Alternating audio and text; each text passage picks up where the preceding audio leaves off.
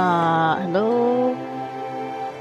Actually, before start, you gotta retweet the thing.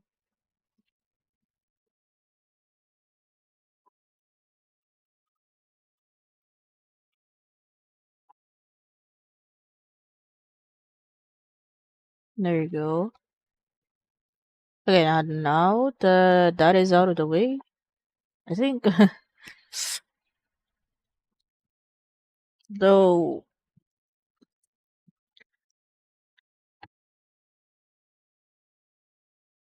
Uh yeah, I forgot what I was gonna say. Yeah, hello, welcome to my channel. This is Julio Zetto. Zetto or Zett-ro. Depends on what you want to say. Sometimes you just miss the R. And oh yeah, I forgot to turn on the game audio. Yep. Today we're playing Reverse 1999, which is this is the I guess like the half anniversary like patch. With this update, they released like the first true limited character. Basically, you're not gonna get her. She's not gonna be added in the banner. In the permanent banner, like whatsoever. Even after like a bunch of patches like come through. Oh, they already had the selector like up. I don't know. I don't think there's anyone else like particularly I want to get as of the moment. Maybe just Tooth Fairy. So yeah, this is her. She's a Jiun Yangji. Our first true limited. I did hear she was like pretty broken. I mean, usually like limited characters get that treatment. I actually posted like I think 2 weeks ago. I did get her. you can also tell. She's the only one who has live duty active in the crew screen, the crew select. Okay. So today you're just gonna be reading the event. I don't really see if I have an incentive to do like gacha pulling streams ever. I do think I'm pretty unlucky like most of the time. So I'm probably not gonna do any gacha pulling streams. Okay, you can watch the trailer first.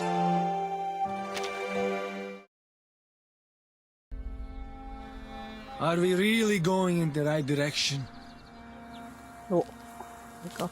This place is nothing but grass, grass, and grass. The Eastern arcane skill, you said, is just a deception. No one is begging you to stay here.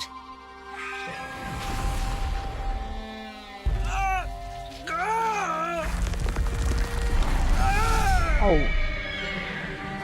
Did he turn into a horse? Oh, two foreign merchants. I'm Jiu Nyangzi, filling in for the former Zhili. Okay, I did mispronounce it. Our teammates were turned into horses and brought away by a talking giant bird. You should not be here. The Featherman is related to some disappearances in the city. You're a Xiangrui. Why do you have to do that? Stop this now, or even a real Xiangrui cannot save you from the disaster.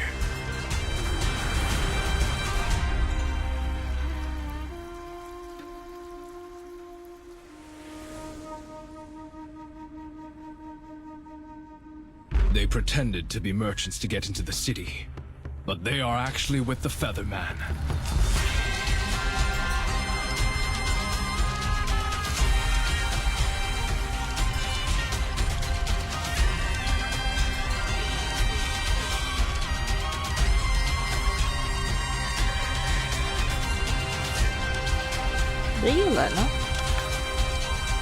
Casting the Eastern arcane skill we're looking for.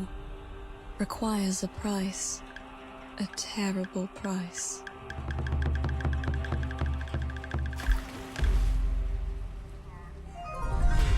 The picture of the wanted is complete. Please have a look. Great. All thanks to that foreign lady. She must be good at painting. Paul. Is a cute ass drawing there. You know what? Whenever I watch like was it like a patch trailer from Reverse 1999, never fails to make me feel chills for some reason. It's probably because of the cinematic production. Yeah.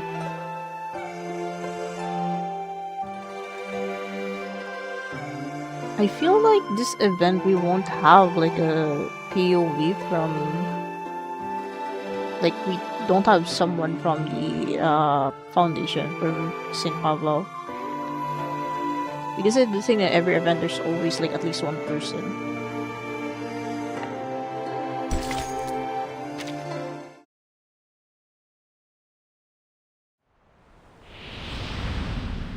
Also, we're not. I'm not gonna be clicking on the auto button because I do want to like read this carefully.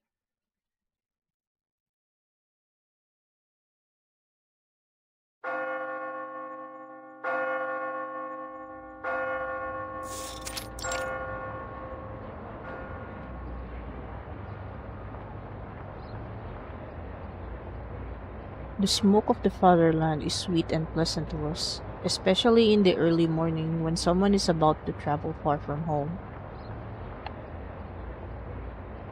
However, it's not obvious to this complaining lady. Газета? Их телега уже давно не появлялась. Я слышала, что цена была низкая и рабочих рук у них не хватало. Эти торговцы жадные, как бездонная яма. Впрочем, как и те фермеры. I actually don't know what language is this, but I do think it's Russian. Дым, пыль, приискиватели — это последнее, что нужно этому бедному городу. В прошлый раз она была в отъезде целый год и не прислала ни одного письма. Сейчас она опять уезжает в такие места, где подружиться можно только с комарами, вшами и с Jesus, harsh. Святая Мария, не дай ей заболеть или вернуться домой ослепшей, как та женщина. That's nasty, bro. А, вы имеете в виду медаль, врученная за исследование? Она из бронзы. Кто знает, сколько рублей она стоит. Не говоря уже о тех балах, которые она упустила. Молодые кавалеры приходили и уходили, но у нее даже не было возможности с ними познакомиться.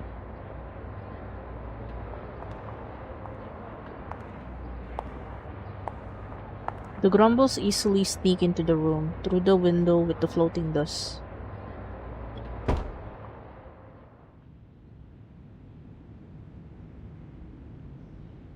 The one being complained about closes the door. She needs to pack carefully in a room free of noise and interruptions. For a long journey, everything is too essential to forget. Route confirmed. Clothes, maps, carriage ticket, reference letter, glass bottles, rock hammer, and the knife in my pocket. Oh, I need to waterproof the papers. Linen, it's, oh, here it is. The fabric left from the last trip has a broader width than remembered, perhaps because it is holding paper for only one user this time. It seems much more empty than it had been. Using such a large fabric is a luxury for her. I could bring more new parchment this time.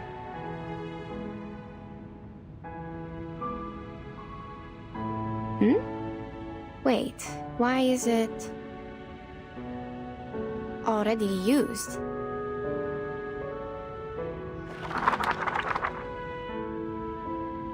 A written document is hidden between blank sheets of paper. The handwriting is inconsistent but neatly penned.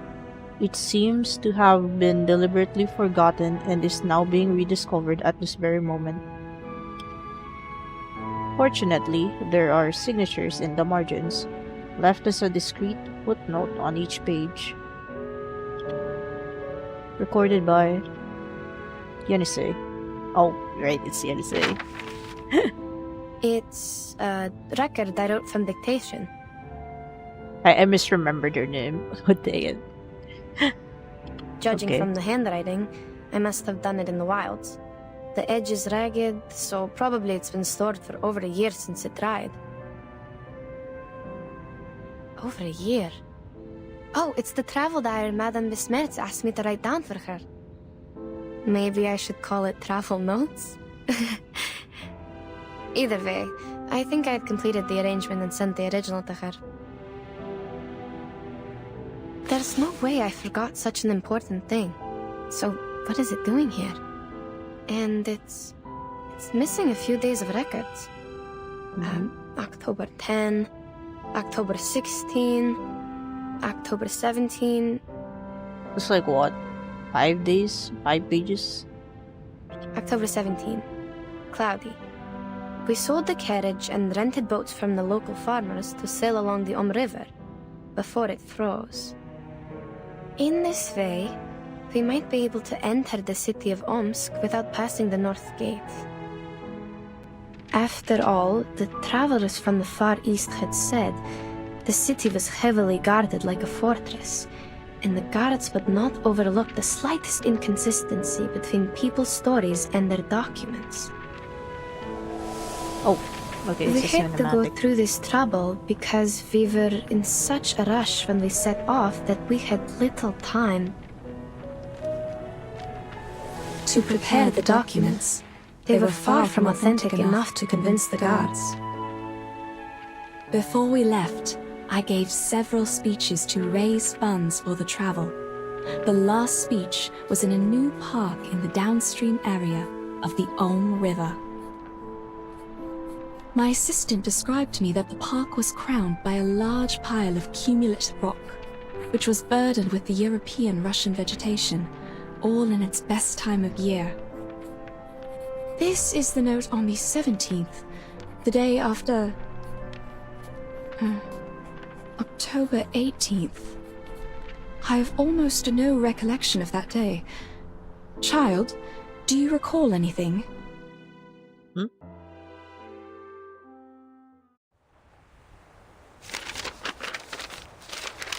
The girl is busy checking her records, but after a while, she opens her mouth to respond.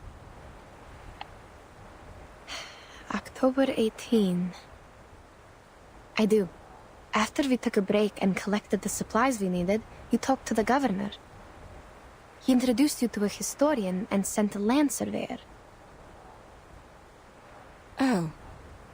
Yes, I remember it now. Bits of trivia. Let's skip that day for now. Oh, I've been seeing this lady like for quite a while. Yes, madam. October 19th, partly sunny. I elaborated on my plan in my speech in the park. One of my arguments mentioned the Shuori festival in the Eastern Land. Legend of the Shuori festival. I was gratified to see that the audience was drawn to the relations between land worship and the historical geological features in Asia, and the investigation materials about a long-lost arcane skill.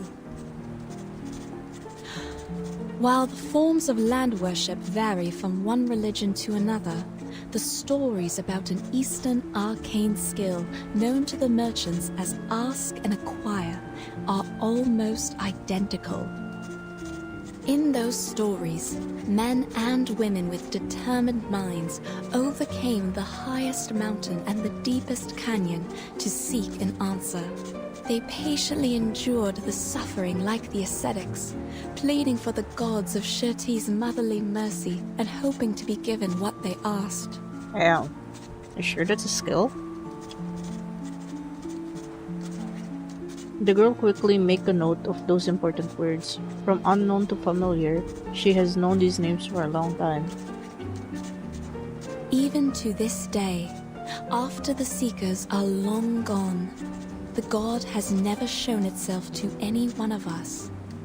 But we know it was there, for there is no better proof of the ask and acquire than this revived land. There is a sureness in people's remarks on ask and acquire. They are certain about its authenticity, like any geologist would not doubt the difference of soils in floodplains and mountains. That's right. Do we really have to see it to believe it? None of us have ever touched one sedimentary rock, but we can infer that such a thing exists.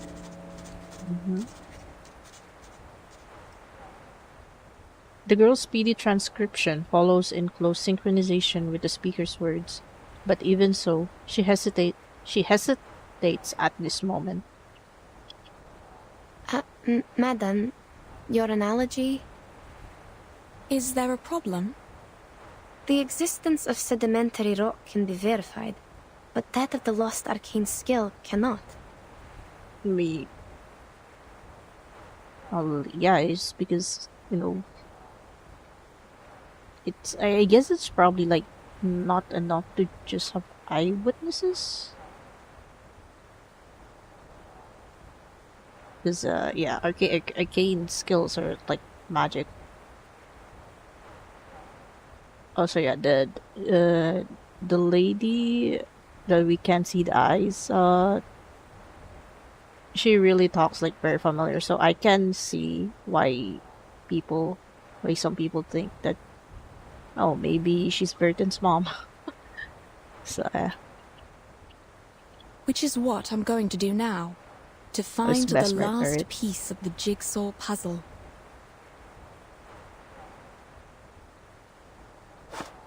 Pardon me, ladies. A third voice rings out. A young man in glass tidies up his clothes and walks towards them. She's right. We do need to find something, otherwise, how are we supposed to make up for this time we've spent running and waiting? What? Take a good look around. Oh, right. The girl realizes that there will be nothing more for her to record today, and puts away her pen and paper. Then she stands to take in a complete view of the steeps, now that the roaring wind and rain had ceased. That kind of rhymed. Vultures the same color as the dark earth hover above their heads, gazing with a scavenger's intent at all the creatures below them that seem to have stopped moving. The rain has stopped. Don't act like you just noticed it, miss. How much longer are we going to wait, huh? Long enough for the vultures to eat our flesh and bones? You! Mr. Krolik, you're troubled by unnecessary concerns. The vultures are scavengers. They are here only for the animal corpses brought by the thunderstorm. They will leave us alone. So they don't pose a threat. Then what's with the waiting?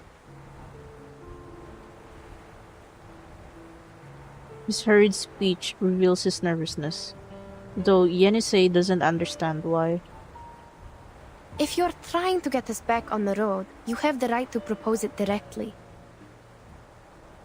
The team discusses to decide the next step. That's how things have worked all the way. We are not trying to waste your time. That's what I mean. We should get going now. I see. We will suggest the directions as usual, and everyone will vote to decide, and... Oh no, you don't get it. There's no need to discuss or vote. Hmm? Because we are not going forward, but going back. That's the only direction available. Yenisei stares silently at Krolik. She disagrees, but politely waits for him to finish speaking. I'm not the only one with this idea, Miss Besmer. Those legends from the East, that the show festival, is it? And the arcane trick you call ask and acquire. None of them matter more than our lives. He is right. The girl can only turn her head in silence further away, to that desolate, boundless, snowless winter landscape. All that remained of the temperate land after its withered grass scattered with the wind. The storm they had encountered had blown through here as well, sweeping away almost every living thing. And the young man's purpose is as clear as the open land that lies in front of them. Can anyone promise there won't be another emergency like this? What if we can't find shelter next time? Yeah. We'll be lying dead out there just like those corpses. I hear you. It has been 37 days since they left Omsk, heading south. The 5th day on these steeps, they have gone without fresh water. If everything had gone according to plan, they would have already been sitting in the supply station drinking tea. If they hadn't encountered this sudden storm. Yet the two people who put this very team together did not anticipate such an eventuality. Given what happened earlier, it is only reasonable that you would wish to return. This marks a moment of disagreement when all the half-met messers sow the seeds of discord.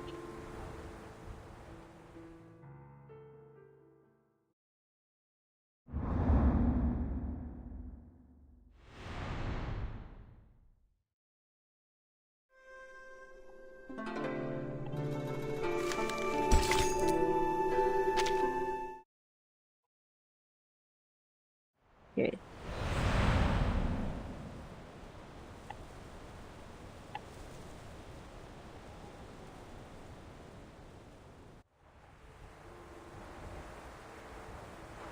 There is neither a single voice of opposition nor one of support from their fellow travelers.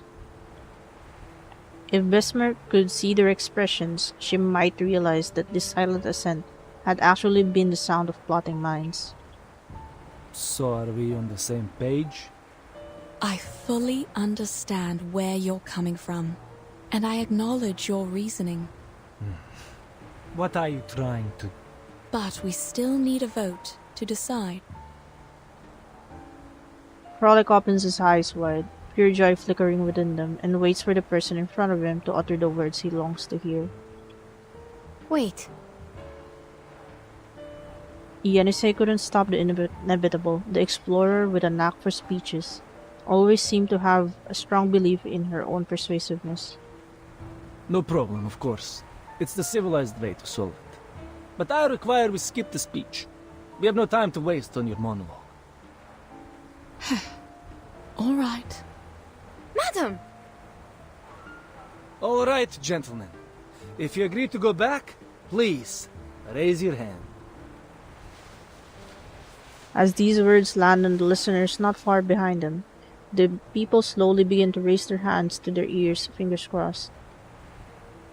In the end, Kralik has it. He faces both of them, simply raising his hands as though grandstanding somewhat, and a victorious smile stretches across his face. 4-2. See, we can make decisions in no time. Right? This is their trap, madam. We can't just... Are you really fine with going back empty-handed like this? The vote was required by Miss Besnert, not me. And you. I'll take it that you're challenging me to a duel if you continue with this slander. No, good sir, please don't take it the wrong way. We don't have to go physical. What about Mr. Urian? He has not voted yet, so the vote is not over. The girl believed she had reached the heart of the matter, even if her rational mind knows that a single vote would be of no use. Still, she insists. Oh, he's too tired to show up. But I'm sure he shares the same idea with us because... we are all humans. Of course, he's on our side. Yenisei doesn't intend to say much to the young man, and decides to cross over to the group of people ahead to search for their final voter. That is until another tall man stands up, seemingly to block her path. Say no more, Krolik. Pack your things. Let's head back. Fine. We'll split up from here then. We'll take all the supplies with us, or we can't make our way back. No discussion.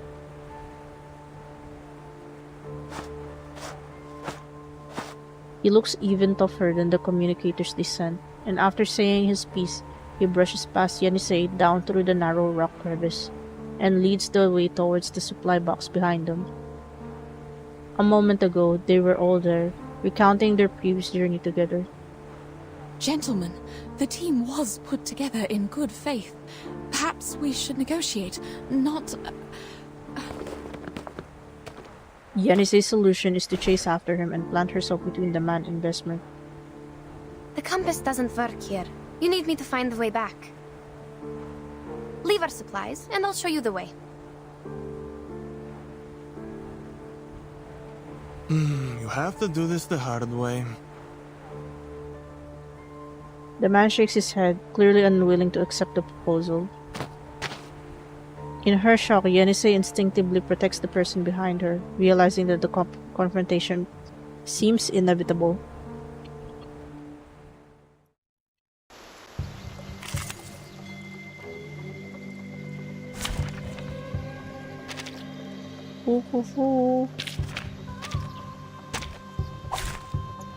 This trial is mine to judge. Oh wait. Stop me up! They're just little games. Nice!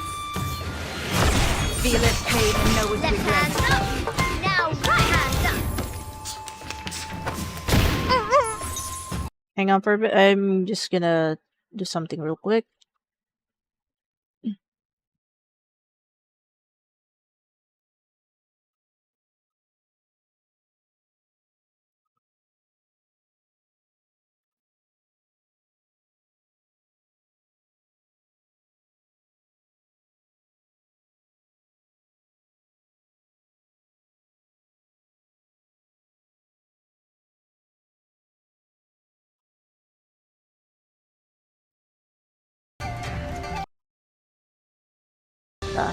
Hang on. Okay. Alright, we're back. The puppy agreed with your decision.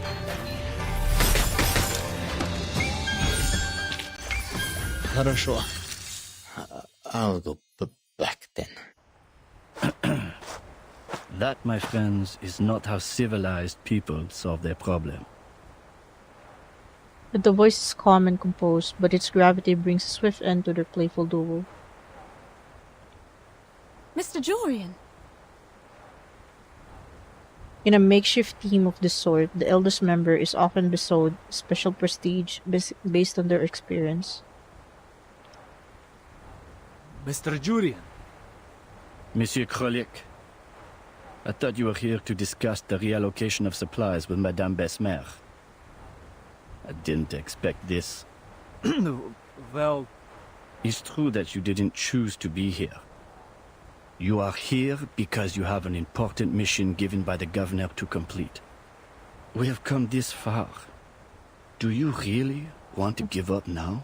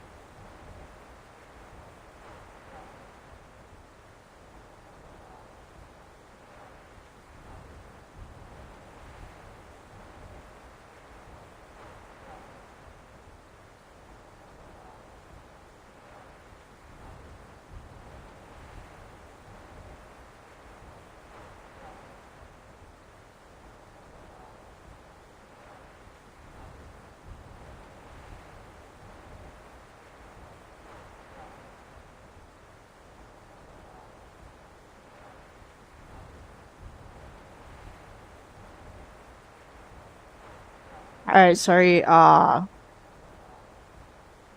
there was, just something around the house.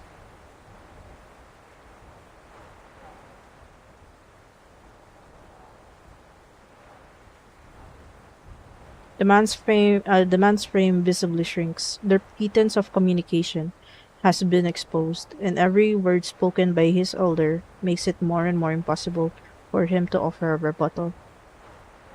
As for you, gentlemen, Petrov, I'm surprised you're here too. It's a risk that none of us expected, but it shouldn't have broken your will. I remember you showed a great interest in those ancient strata in the south when we were at the speech. All we need is safety. There will always be a buffer period after extreme weather. We should seize the chance and head back. If you persuade Miss Besmet to give us a confirmed date before which we can find the running water and come back, we can stick to the original plan. Madame Besmet? Certainly. You see, these are all negotiable. Wait, about the date. We can only decide after making an inventory. Upon hearing these words, the man takes out his pocket watch, shakes it twice, and shows Yenisei the current time. You have 30 minutes. That's enough.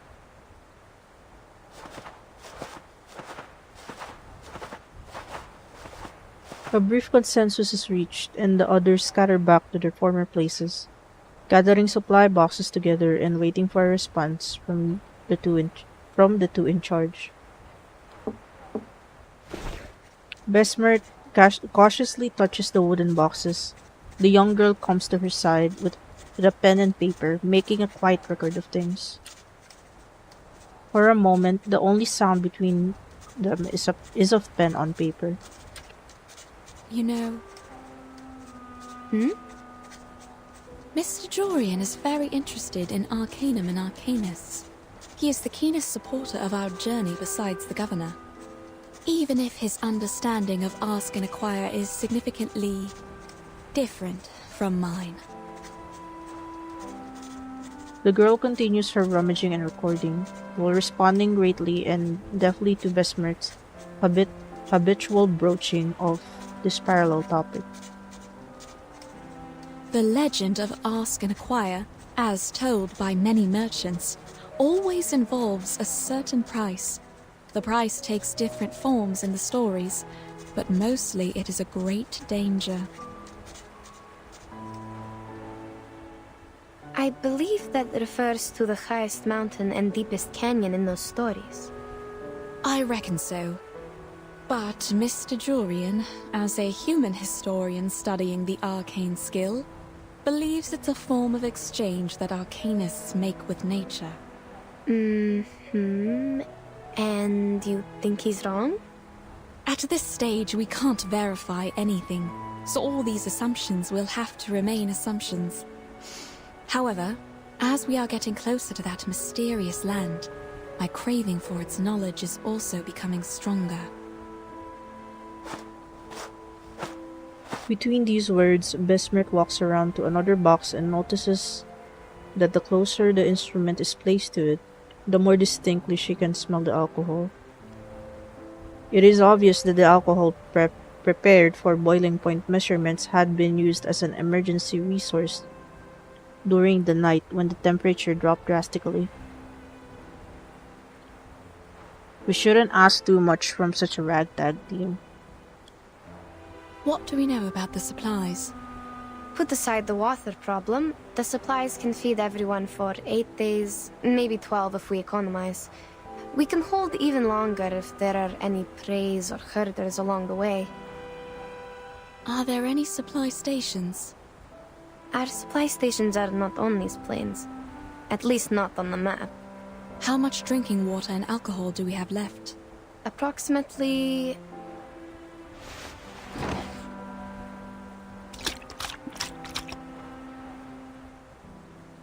Oh great.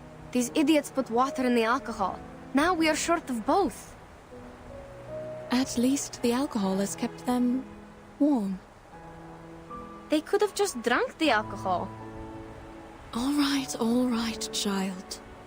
Now we should focus on the direction for the next step, not these bits of trivia. Regarding which, just to be clear, what I have in mind is only slightly better than nothing. Better how? The moist air and the soil. Have you noticed?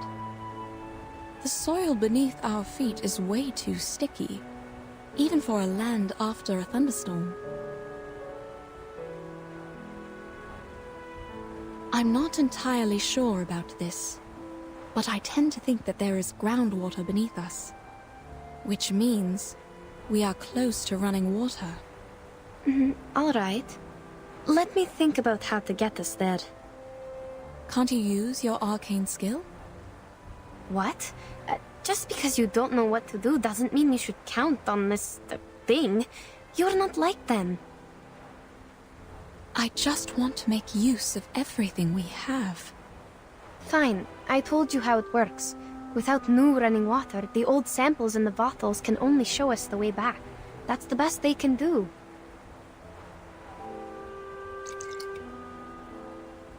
To prove this, the girl takes a glass bottle from her person and places it in the waiting, doubtful hand. This one is from the lower course of the River. The arcane energy I can use for divination has almost faded away. Can it show us the way back? Sure, but that's not what we want. Only Mr. Krolik and his men would be happy to hear that. Upon hearing this, Besmer stands up straight. Although she cannot see her eyes, her silent posture alone seems to affect an aura of rapid thought. Yenisei looks up at her and can almost hear the sounds of gears spinning in her skull. To think on the bright side, we still have a chance to go home. But I didn't leave my homeland to go back there, madam. Yes, I know. I feel the same. I'm not suggesting we turn back immediately. It's just an option. To the best of my recollection, such moist soil is often found in the mountains and floodplains of the temperate zone, especially in the forest steppes covered with Chernozem. The landscape is very different from where we are now. Before we sheltered from the thunderstorm, you told me about a mountain in the southeast. It blocked the horizon from our sight, right? The girl's eyes widen up, hearing those words, the expression of a hopeful epiphany. Based on this, I would assume the thunderstorm was the result of a stronger convection coming from the other side of the mountain. Now, on the steppe, to form a cloud large enough to bring a thunderstorm would require a large amount of running water. And the source of the running water is probably on the other side of the mountain. Exactly. We can set off in that general direction. We might not find any water there. That's the worst result.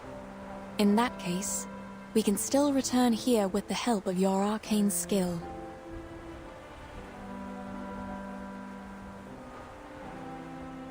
As long as we have that glass bottle with us. That's right. We tell them we need another 5 days. Why does it sound like a red flag? Like they might lose the glass bottle. Besmer grips the glass bottle in her hand as though clinging on to one final trace of hope. They won't accept more days than that. If they won't even settle for this, I will convince them, like I did when I first got them on the team. How'd you do that anyways?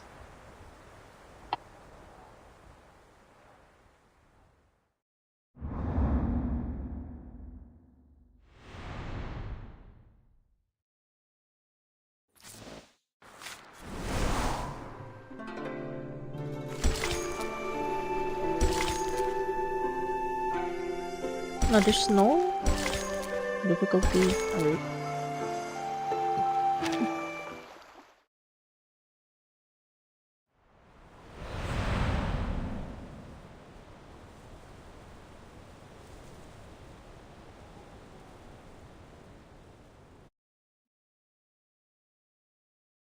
Besmer did indeed succeed.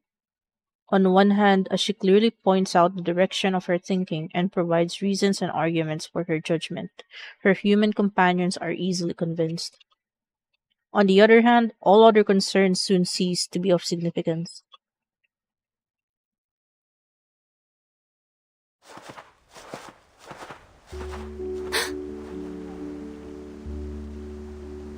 The girl's eyes widened as she looks blinking at the flowing stream appearing seemingly from thin air not far from them, as though staring at it might restore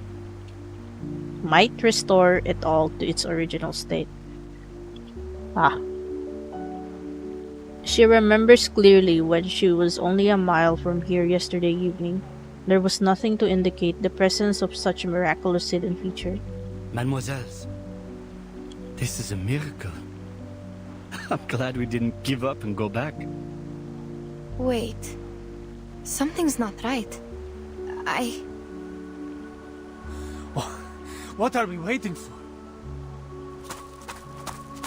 Not intending to wait for an answer, he runs towards the stream, an unheeded reaction to the long labors of their journey through the desolate wilderness. Wilderness. We are on the right path. I have nothing to say. The humans move briskly toward the rushing stream. For a moment, only the two arcanists remained skeptical about this new variable. No, wait. Please don't. Unable or unwilling to heed her shouts, they rush into the stream, sinking their faces into the water and pulling them out, with smiles as wide as if they had never seen such natural beauty before. Standing beside Besmer, who had failed to stop their advance, the red-haired girl cautiously retreats as well, making a sharp contrast with humans who embrace the water like a fish too long in the air.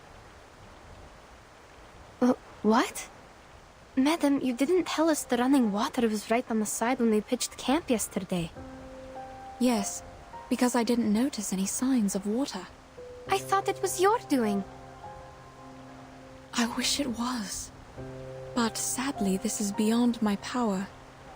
I'm not even sure if we are still staying on the planned route. This is obviously not good news, as Yenisei's silence reveals. Besmert immediately realizes the ambiguity of her words. Indeed. I can hear the river flowing and running against the stones and shores. Have you noticed anything else? Yes. I'm not an expert, though. The soil here is moist too, but it feels different. Like just dampened by frequent spring rains. The dry air of winter has completely gone. And the grass here looks nothing like the temperate grass we should be seeing in December. It's so green, as if it were April or May now. But we haven't gone that far. Is this some kind of illusion brought by arcane power? Whether it's an illusion or something else, there must be something wrong with the water they drank. You're right. We can't let them drink it. Yet their rational repudiations could not change the fact that their companions had already drunk from the abnormal water. Besmert instinctively runs forward, wishing to minimize the damage before things get worse. Gentlemen, please listen. The water! Hold on, madam. It's too late. Yeah. Yenisei grabs her hand, trying to prevent Besmert from running in a panic and potentially suffering a fall. Besmert still wishes to rush forward, but finds herself unable to break free. I have to tell them. I am the reason why they are here. Listen, they have filled the water bags and are coming back. Their momentary joy at finally being able to move forward is rapidly diluted. The only consolation is that the human walking back toward the two of them still appears to be normal. What's wrong? Are you not going to fill your water bags? Nothing. We'll go later. The water is clean. You can even see the trout swimming. Too bad we need to keep our packs light. Thank you. We'll fill our bags once we figure out which way we should go next. Krolik is still by the river. He seems parched. Is he the reason you didn't go there? No. All right. No problem then. I'll go check and feel the rest. Their tall companion nods and walks past the two of them and toward the previously set down baggage. Once he is gone, Yenise speaks once more. Please, wait here, madam. I'll go check. Madame Besmer! Mr. Jorian, did you drink the water? Oh, I did. Just like Petrov said, the water is clean. A bit sweet to taste, even. Whoa. Whoa. Good water shouldn't taste like anything. That's good then. You were looking for me. Is there a problem? No. Look, I know you don't need any compliments, but thank you for leading us to the running water. I'm glad you once again earned their trust. Maybe we should thank the Ask and Acquire. Perhaps. Now, it's time for us to set out again for the Eastern Arcane skill you mentioned. But before we do that, I remember you once mentioned your assistant during your speech, saying her arcane skill was related to water and could find directions in the wild. Yes, you remember it correctly. A glad smile of acknowledgement appears on the face of the middle-aged man, his enthusiasm compelling him to ask one question after another. Ah, that is so wonderful. Earlier you said that this was a safe gap, but at the time you did not explain in detail how it would work. Now, may I have the honor to witness it? How does she communicate with water? Will she be possessed? Or like those mystics in the palace? Sir, my arcane skill cannot predict what will happen precisely, and it is not cast through possession. Please do not overestimate what you don't understand and simply count on it. I know, child. I'm only curious and hoping to see it with my own eyes. No, sir. It is not an exhibit in the museum or a play in the theater. Oh. The girl shakes her head and firmly refuses Jurian's request once again. But he doesn't care. He has received more of an answer than he expected, and as he leaves, he smiles and straightens his collar again, bidding goodbye to both of them respectively.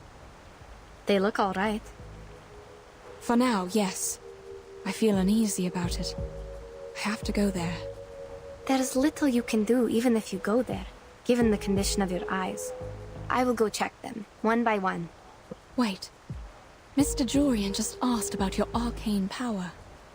Maybe now is a good time. What? When you look for the direction with your arcane skill, check if the water is real. What if it's not? In that case, child, we have no choice but to divine our way back, with the water in your bottle. Besmer's worried and helpless words echo in Yenise's ears. Fine, I'll do it. I will find the direction through divination, verify if the water is running, and check if anything's wrong.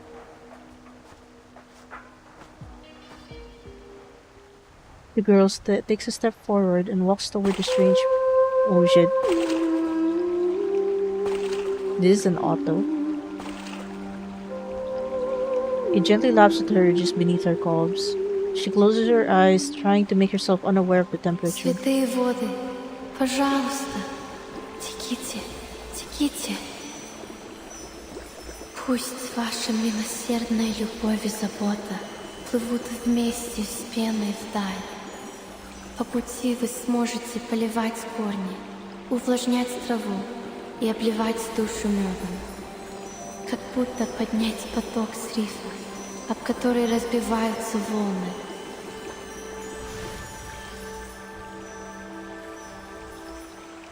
Я пойду к этому потоку. Все будет так, как я сказала.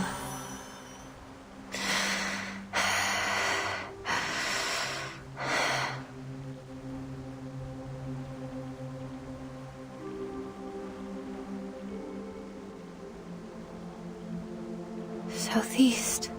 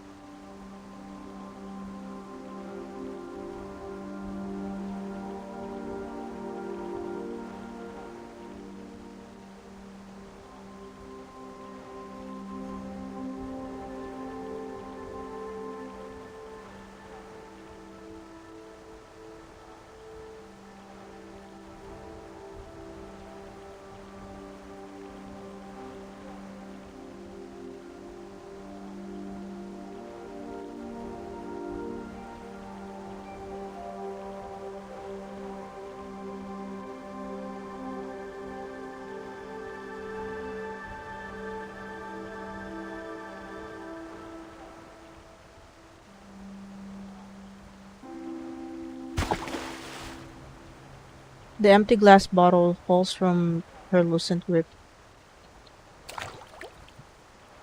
The girl looks dazed as she picks up her damp and heavy feet from the water, heading to the southeast. Wait, what? Everything sounds like it's drowning. Half of her mind is still in the realm of delirium. The sounds she hears are fragmented into pieces that she can only attempt to fit together. Yet, through the difficulty of her present state of mind, she tries her best to make sense of what Besmer is saying. Haven't you?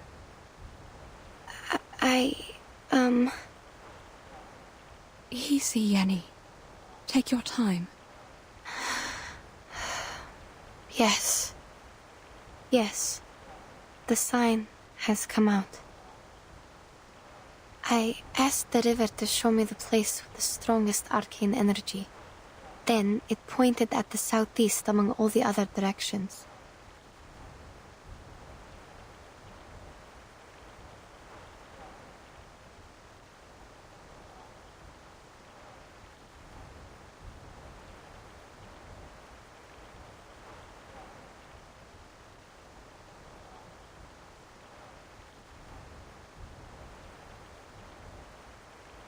That is probably the direction we are looking for. And yes, this river is real. Running water. It is flowing with vitality. All right. Perhaps I was wrong. It's never wrong to consider all the possibilities, madam. Okay, so there's nothing wrong with the water, everything's fine. Please, wait here. I will mark the direction and inform everyone of it. Sure.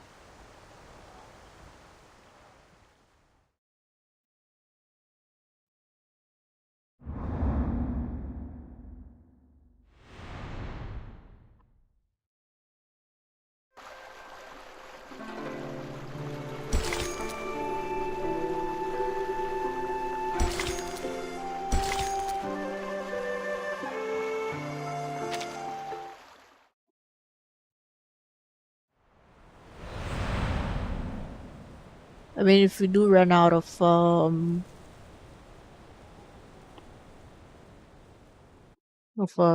stamina, I still have those candies. The spring scenery of the steeps stretches out to the edge of the horizon. The expedition team continues to trek in the direction indicated by the river. As they do, they scarcely notice as the terrain beneath them changes, until the party at last find themselves walking across bare rock. The uneven green rocks merge with grayish and purple granite, rough and jagged. In spots, tumbleweed and sand rice plants pierce through the jagged stone, billowing and cascading, and then plummeting down the cliff.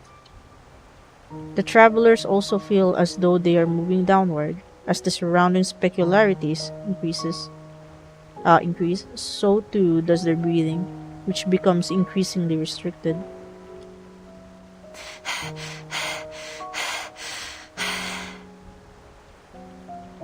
Did prove yourself right by finding running water for us. So I'm not judging you this time, but are we going the wrong way?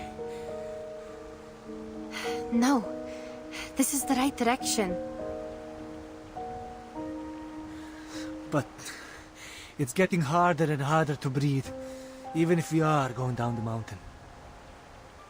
What about you, madam? Are you feeling all right? I feel fine. Perhaps because I'm used to climbing mountains. But we are definitely 3,000 meters above the sea level now. It's normal if you're feeling unwell at this height. If only we still had alcohol. Well, it's just a thought. I wouldn't have gathered enough courage to climb up that slope if I hadn't taken the last few sips. Besmer shakes her head, dispelling unnecessary thoughts, and instead pursues another possibility. But, child, are you sure we are on the right path? I don't think it's wrong. The clearer the sign, the higher the accuracy. And the sign I just saw happened to be exceptionally clear. I think that's weird. What about the others? Are you feeling all right? Shall we stop and take a short break? I have a bad feeling. Instead of a break, we need a new direction. Back home, for example. Before we do anything, can we have some rest? My head has been pounding for a while. I thought it was common in the mountains and you all felt the same. Yes. Headache is a common altitude sickness, sir. Wait, is that tumbleweed? I don't think it belongs here. Yenisei finally notices a large bundle, trundling on not far away. I hear... Are they rolling nearby? Are you sure? It is actually weird to see tumbleweed on like grass. This is not the right season for them to roll and spread seeds. I'm not seeing things, I guess. But I don't know why they are here. And those flowers. The team members at the end of the procession stopped in their tracks. The others beside them also stop as a result. Until the entire team comes to a standstill. Something's wrong. Hey, you! Where are you taking us? Haven't you noticed the rocks around us? Their color is abnormal. I've never seen anything like this. Not even in books. And look at the holes in the rocks. They were made by water erosion. And that's not supposed to happen in this climate. Calm down, sir. Perhaps we have reached somewhere beyond the other adventurers' records, but that's all. What about this? How are you going to explain it? Another one of your stupid arcane skill tricks? Yenisei lowers her head to look at what seems to be ordinary yellow flowers. But these flowers wither almost immediately after blooming. It will be difficult to describe such a scene as anything less than a miracle or a curse. What? This is... What is it? Explain what? I don't know what species it is. It looks like a mini sunflower, but... Told you we should head back. Something is wrong with this dump. Agree. We have a situation now. We should go back while we still can. Mademoiselles, I have to say this is beyond my imagination. It's just a flower, yes? Why are you all so scared? I can't see, but... Besmer reaches out to grasp the flowers again, but the petals wither beneath her fingertips. Now more puzzled, she tries touching a complete cluster, but only ends up with a handful of withered husks. The scent of these withered fragments turns rotten as their sweet fragrance disappears, leaving her having captured only the base note of their perfume. The smell. Everything is wrong here. The fog is not supposed to form in this latitude. The terrain is strange, and the plants, they wither in an instant. I don't want to say this, but this place seems to be cursed. These phenomena make no sense. We have to go back now. The voice of the young man is more resolute than ever before. Faced with such a bizarre situation, escape is unarguably the most rational choice. You heard them, madam. What do you say? Things are indeed weird. No, we are not returning. We have made it through the thunderstorm. What could be more dangerous than that? Perhaps we are getting close. Like those merchants said, there will be a price we must pay for the ask and acquire. Mr. Jorian, you also asked me about it. Don't you remember? On the contrary, madame. I remember it clearly. I have also told you my suspicion. It could be an exchange made between the arcanist and nature. What? Of course not. Look around you. All this bizarre phenomena. You know I wasn't making things up. You set out to pursue that arcane skill, yet we ended up here. I don't know what your next plan is, but count me out. Agitated by this abnormal phenomenon and talk of a possible sacrifice, the young man pushes Besmert aside and stands with the others at the back of the group. A previous scene of division and opposition repeats itself. No, I swear on my life. That is not my intention. Madame Besmert would never do that. The point is, the compass doesn't work here. You will get lost on the way back without me. There's no doubt this is part of your scheme. Excuse me? Mr. Jurian already told us about your secret arcane skill. It's our last hope of getting home in this plight. We trust him. That being the case, you must come with us. No, I came here with Madame Besmert. I'm not leaving without her. Yenisei also expresses her intentions clearly, never having been one to be swayed by external forces unless... Let's... It's fine, madam. We can keep going on our own. Let's go back. Unless the person she is supporting lowers her head first. It's all right. Though I can't see, I can imagine how shocking it must be to make you so uneasy when we get back to the pasture land. I'm sorry, madam. We're not taking you. I don't think we have enough supplies for everyone to make it back. So certainly someone must be abandoned. Yenisei takes a step closer until she is completely blocked under the press Besmert's path. Then allow me to say no. I will not show you the way without Madame Besmert in the team. No, Yenny. You're going with them. But they're leaving you behind. Looks like your assistant has made her own decision. Sorry, but I never thought it would end up like this. Enough with the talking. My apologies, ladies. What? What are you doing?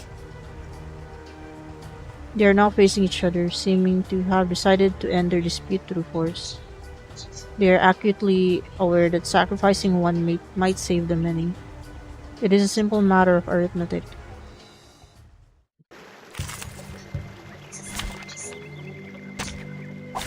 The puppy wishes to come along. The puppy agreed with your decision.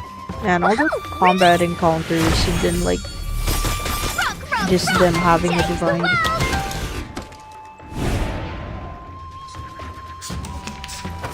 Resistance is futile. They're A just truth for a little truth. games. Feel it pain and know it regret. Release!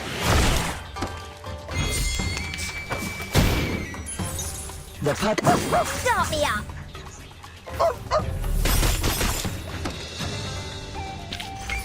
Losing troops.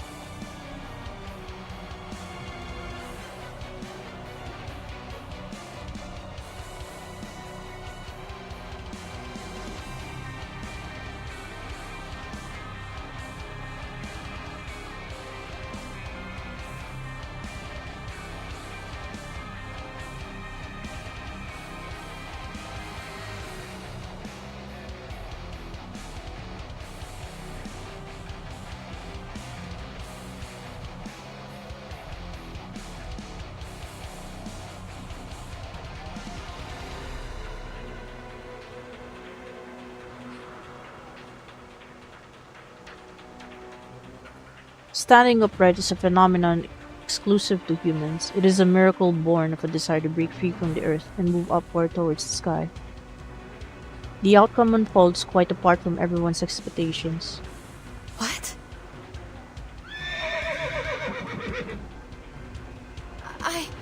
I don't understand. What is going on? Even though they acknowledge the untimely nature of their dispute, they are left to witness all hope of reconciliation disintegrate before them. Yenisei receives no answers. The people standing in front of her now have lost the ability to reply. Oh, they all became horses.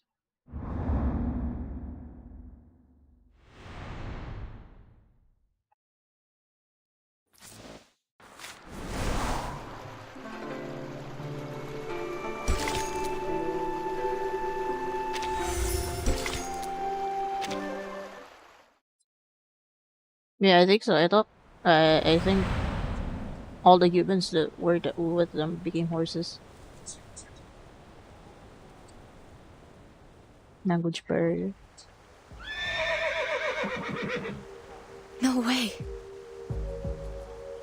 Turning around, she finds that her companion has transformed in an instant from a human on 2 feet to a strange hoofed animal on all fours. As the only person to have witnessed the entire process in detail, with every aspect too difficult to comprehend, she can only turn her puzzled gaze toward her elder. But the Smurf is also in the dark. What's this noise? Mr. Krollick? The only answer she receives is the impatient stirring of the odd-toed ungulate as it tramples the grass. Mr. Julian. Strange. I heard animals. What happened? Yenisei, I can't see. I need your help. Oh dear. Give me a minute. Looks like they turned into, I don't know, striped horses? Sorry, I'm not sure.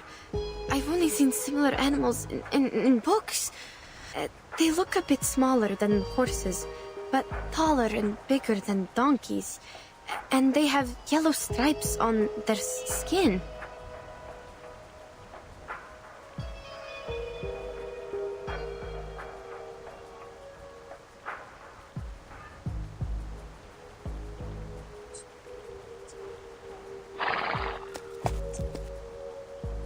Perhaps some local species on the temperate steppe.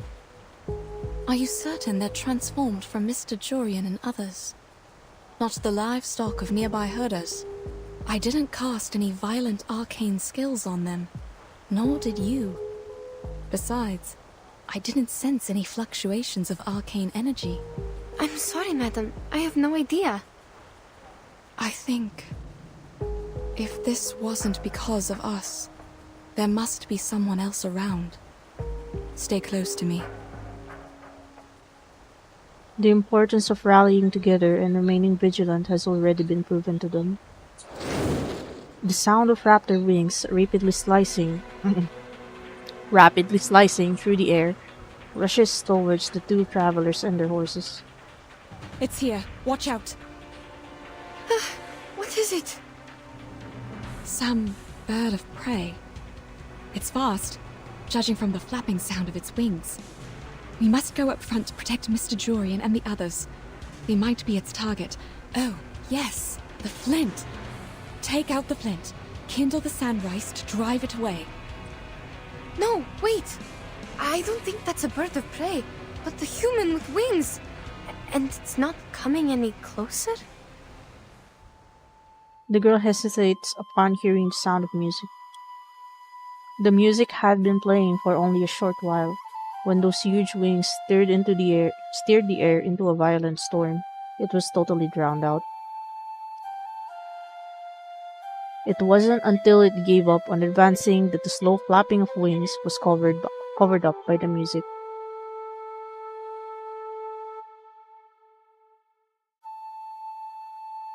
but the tune of the music is unknown to all present. The music starts from the bird and spreads around like a torrential rain, enveloping the restless brown animals on the ground below. The horses look up in search of the source of this melody, as do the two other listeners. It is a simple and repetitive melody, but more than enough to consume Besmert's full attention.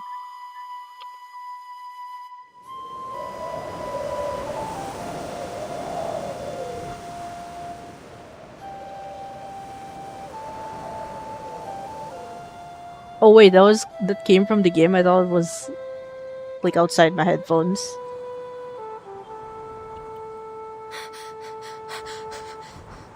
Madam, that thing is. Oh, drowned out. The fierce steep winds carry off her cries. What? What did you say? I can't hear. I said that thing looks like a human with wings! A human? You mean it has the face of a human? Is the music also coming from it? Yes! The music playing winged creature with a human's face. Sounds familiar, don't you think? An angel? You are not serious! But the angels blow trumpets! That stick it uses to play music? I'm not sure whether it's a wand or some instrument. It's a flute. Probably. The girl's voice cannot conceal her doubt. She grabs Besmert, wishing to step back, but remembers not to stray too far from the horses. This conflict between her instincts and reason is revealed in her fragmented words. She tries to understand the current situation, but finds it strangely difficult. Madam, we... Calm down, child. Look closer and tell me. What does it look like? What about its wand? It has a human's head, dressed in grey with black wings instead of arms. Looks like a huge bird of prey. While the wand, I don't know how to describe it. The girl hurriedly lifts her head again to confirm and add a supplementary defense to that which she still cannot clearly express. But that thing is not even holding it. It's making the sound in mid-air. Sounds like a harpy, if there wasn't a wand. But it doesn't quite fit the descriptions in the book. Neither the color of its feathers nor the environment does. As they're trying to figure out what's going on, the horse is effecting a brisk is that yap? A brisk payoff. Look, actually, let me look it up.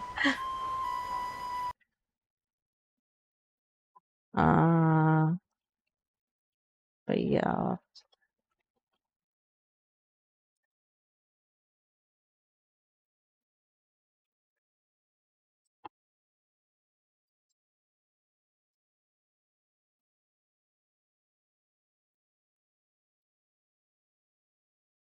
PF.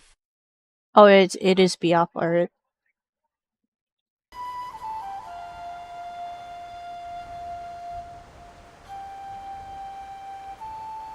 Hang on, let me read that again.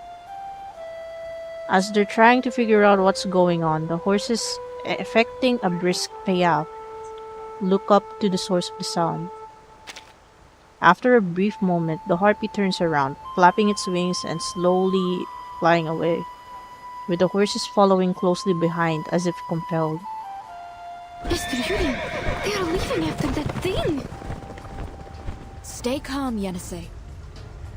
They must be under its control, but I'm not sure if a harpy can manipulate its subjects from a distance. Besmert strains to extract something useful from her mind, hoping to find anything that might explain the absurdities before her. In the end, she gains nothing, and the doubt strikes at her head again like a well-placed hammer. All right. Let's hope that... Hope that Harpy doesn't eat horses? Madam, we can't just stand here and hope. Nonsense. Hope that this is just a mind-controlling arcane skill, and they're just affected by it. That's right. We must follow that creature and break the spell on them. Now you need to... Need to what? Bismarck grabs Yenisei while her other hand points firmly upstream towards the herd of horses. Yenisei takes only a moment to understand her intentions and calms down. All right, I see what you mean. I'll go first. Please listen carefully to my footsteps and find us as soon as possible.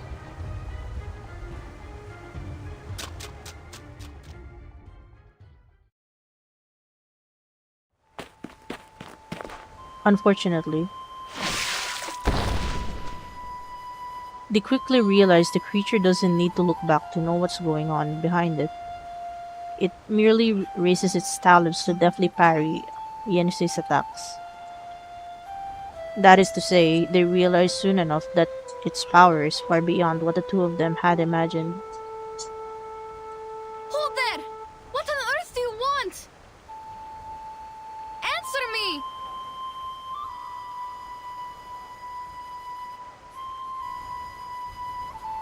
Perhaps it is because of the disparity in strength that the harpy seems not to feel any need to pay attention. It whirls around in midair. However, Yenisei struggles to see any discernible expression on its human face. Turn thee back. Seek what thou desire elsewhere. What? Turn thee back. There is naught to find here. What is this sound? Speaking or singing? Sounds like a young man. How so? Well, at least it's definitely not a harpy. Perhaps it's talking, but the tone sounds strange. I've never heard any language like this. Yenisei tries in vain to continue forward, but the giant bird shakes its head in the air as though issuing a warning. Thy pursuit will cost thee greatly, and yet little will be thy reward. Tread not one step more. As the wings of the giant bird rise and heave, in addition to the strange instrument, the horses also turn around. Their unhinged companions stand in the way as the music suddenly shifts from a melodious tone to a piercing frenzy. It paints the scene of a hopeless conflict.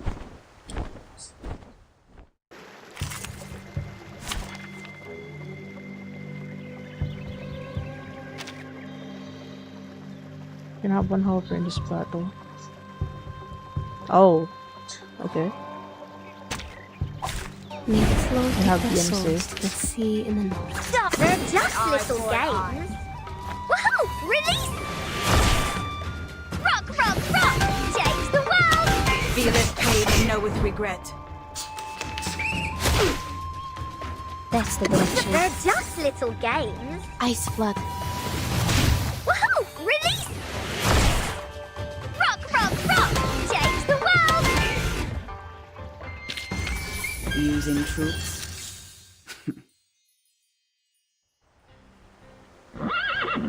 The striped horses are driven by the giant bird, turning their heads to block her path.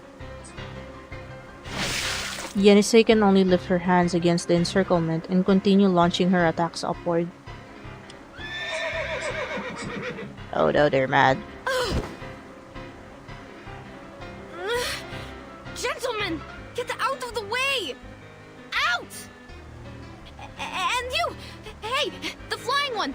You can talk, right? I don't know your language, but if you are going to eat them, you'd better think twice. Horse meat has a bad smell. That's what she's concerned about.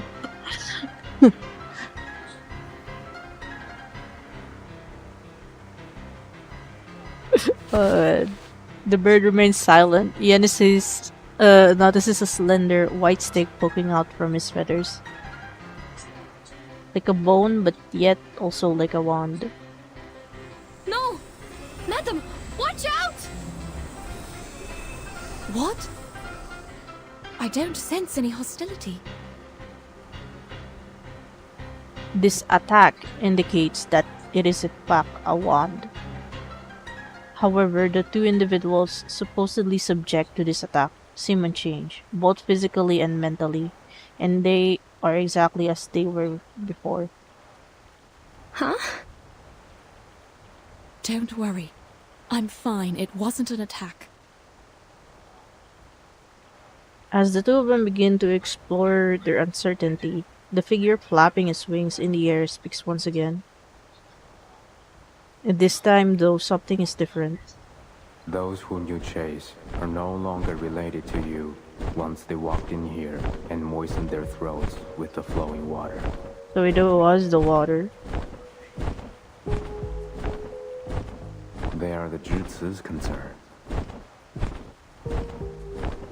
No more chasing. What is a GC? I don't understand. No, wait. I understand his words now. What?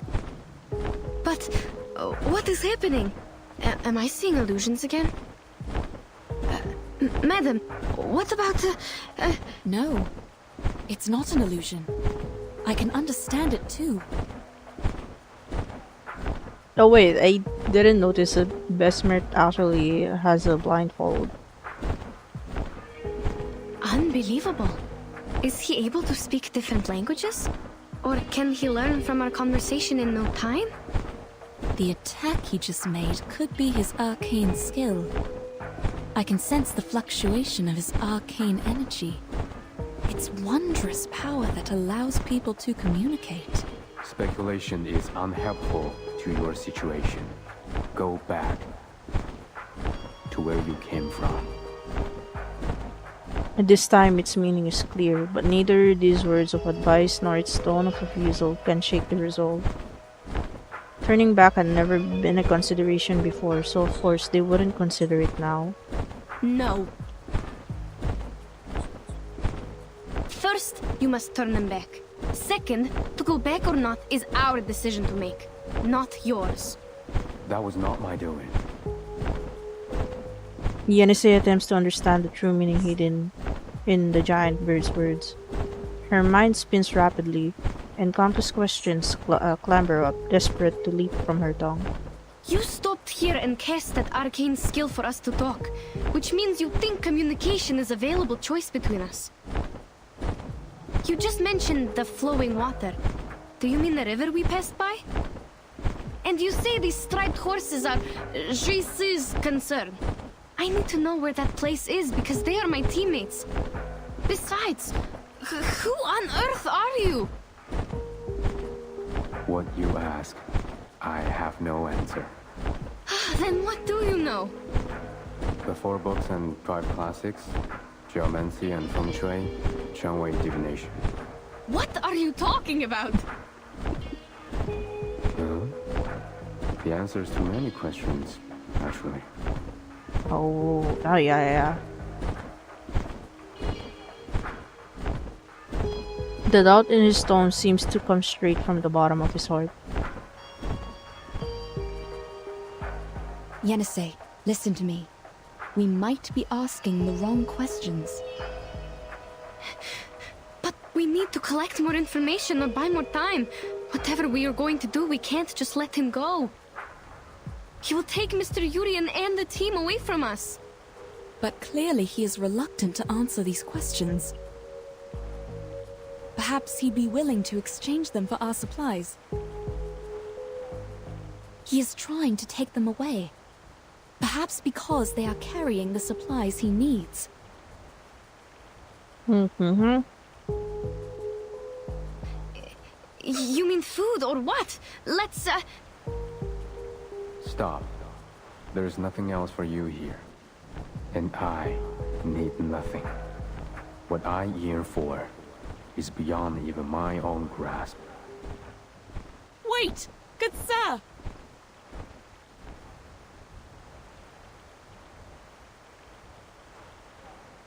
The bird turns around and flaps its wings, flying away much faster than before. This time there's no music, yet the odd creatures follow closely in the wake of the wind, raised by the motion of its wings. Hey! Darn! He flew away! Did I say anything wrong? Well, not really. Don't blame yourself, madam. He appeared to be the unpredictable type. Do you still have the strength to walk? We need to hurry up and go after him. Besmer grabs Yenese's arm and quickly chases after the piercing sound of the wind.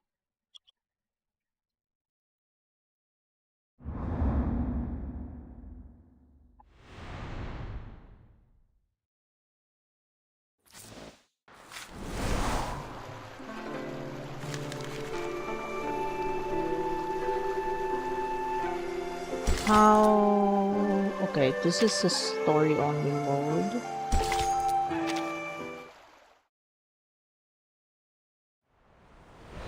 That means we can like recharge a bit of the stamina as we like read.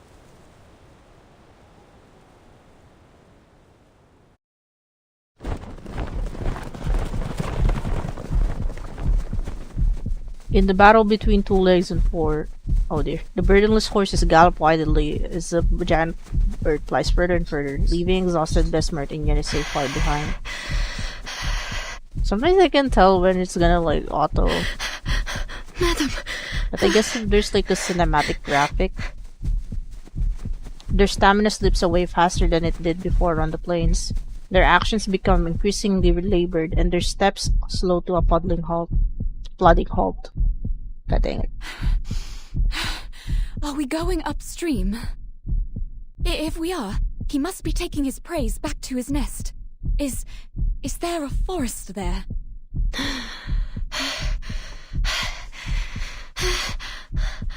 I'm sorry, madam. I can't think right now. I can't see anything. Only stars.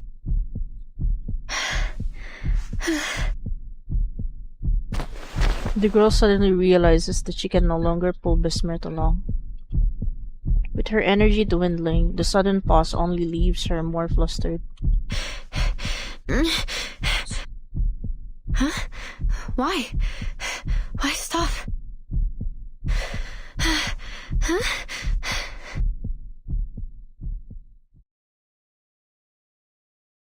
I hear horses right in front of us. And people. And not just people.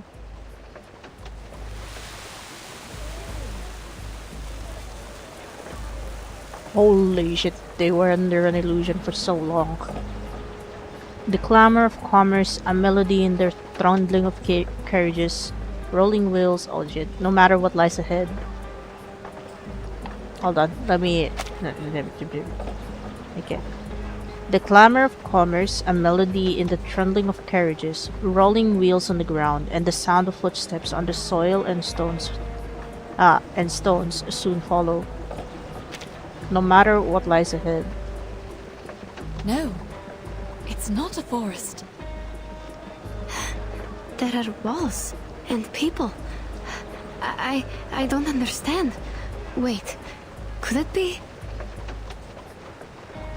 Hard city walls made of earth and stone, and a soaring gate tower, the likes of which they have never seen before, encompass the bustling town and the vivid figures within. The gate is opened wide. Pedestrians pass under it, as the guards wearing silver armor stand at the entrance to the city. Is it a supply station? No. It's a walled city, bro. Where on earth are we? Child, please tell me where we are. I can't hear the rustling of the sand rice anymore. But there are other noises. I'm thinking, is this a settlement? No, that's a big settlement, that's for sure.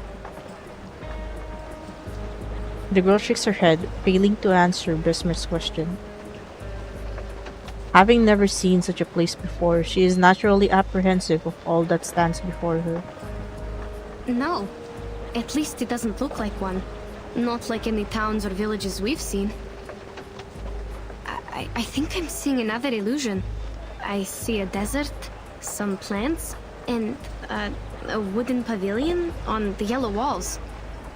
The roof of the pavilion looks like bird wings, and the people down the walls are quite different from us. Walls and people, right? Only a city has walls around it. I also hear those noises. It's not an illusion. No, you don't understand. Those yellow walls and the gates don't look real at all. I've never seen any buildings like this. A pavilion on the stone walls with 4 pointy tips around the roof? They seem to be flying in mid-air. Perhaps it's just a foreign architectural style. Besides, we couldn't have gone far enough to reach a city. Unless it's a fake one. We must not go there, Ashley. We lost track of the giant bird and the others long before we heard the noises of this city. The last thing I can recall is that the flapping of the huge wings disappeared in the south. The girl tightly clasps Besmer's sleeves, realizing that the things are sliding in a direction beyond her control. The city wall before you is also to the south, is it not? Besmer quietly turns her face toward Yenisei, even though the girl knows her eyes are covered by fabric and are unable to see a thing. This gesture still possesses the power of a gaze. A kind of soothing, stable, but at the same time questioning power. Madam, you are doing it again. You never listen to me. Child, we are standing in the right place. Behind these walls, our teammates might be suffering due to my misjudgment. Yenisei pauses a brief moment before she makes up her mind. The gate is open. I can see the people in the city. But there are guards patrolling around. They are holding some spear-like weapons, and the one in the front looks quite different from us. I don't think they understand our language, even if we ask them to let us in. Remember those herders? Almost impossible to communicate with them without an interpreter. Hope our travel documents can get us through that gate.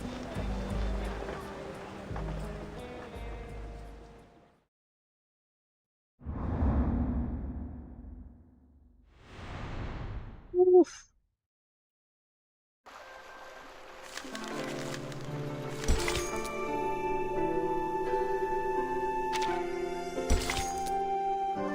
Oh, another combat one.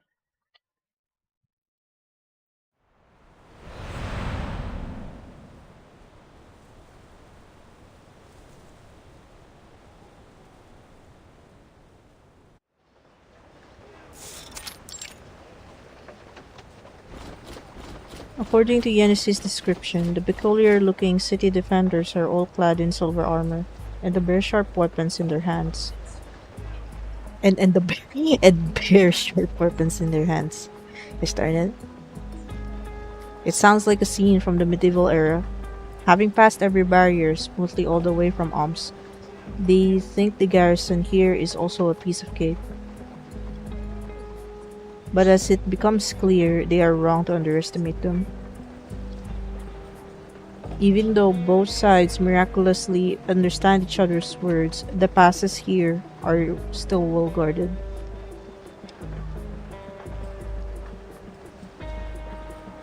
Please show me your pass. Oh dear. You have all our documents. This is not a pass. Sir, you have the documents.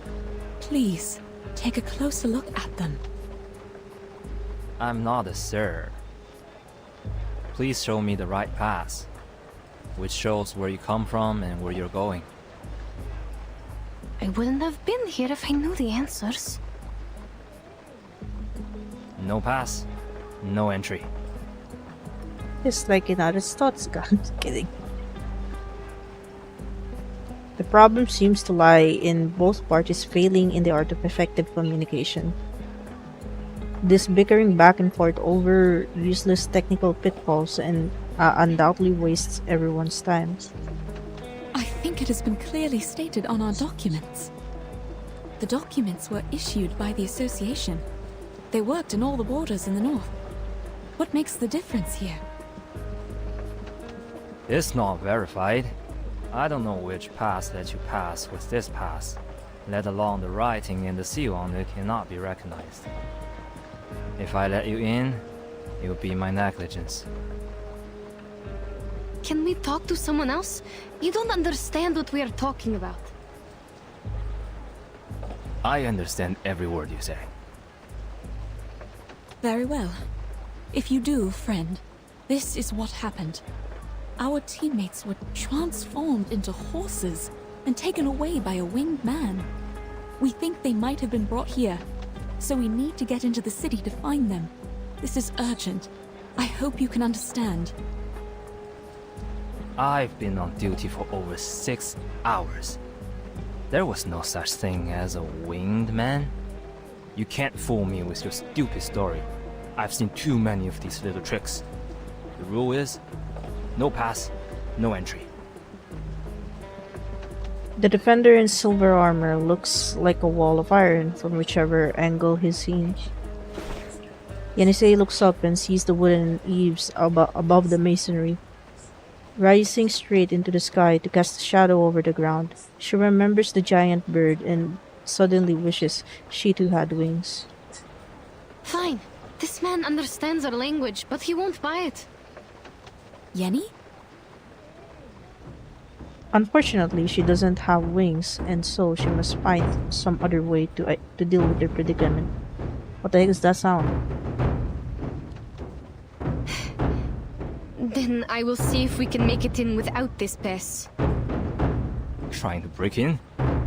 You're overestimating yourself. Whoa. Just fine, because we are not given any choices, sir. Wait, Yenisei!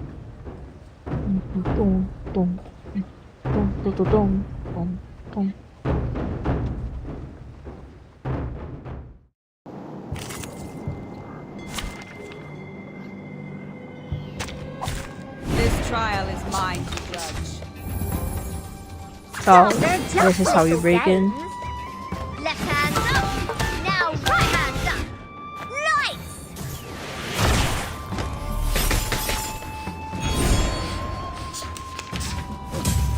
Resistance is futile. The puppy agreed with your decision.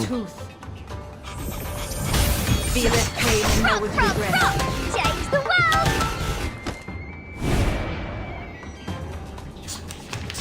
The jump will start me up. Lights! Left hand up. Now right hand up. Хорошо. I'll go back then.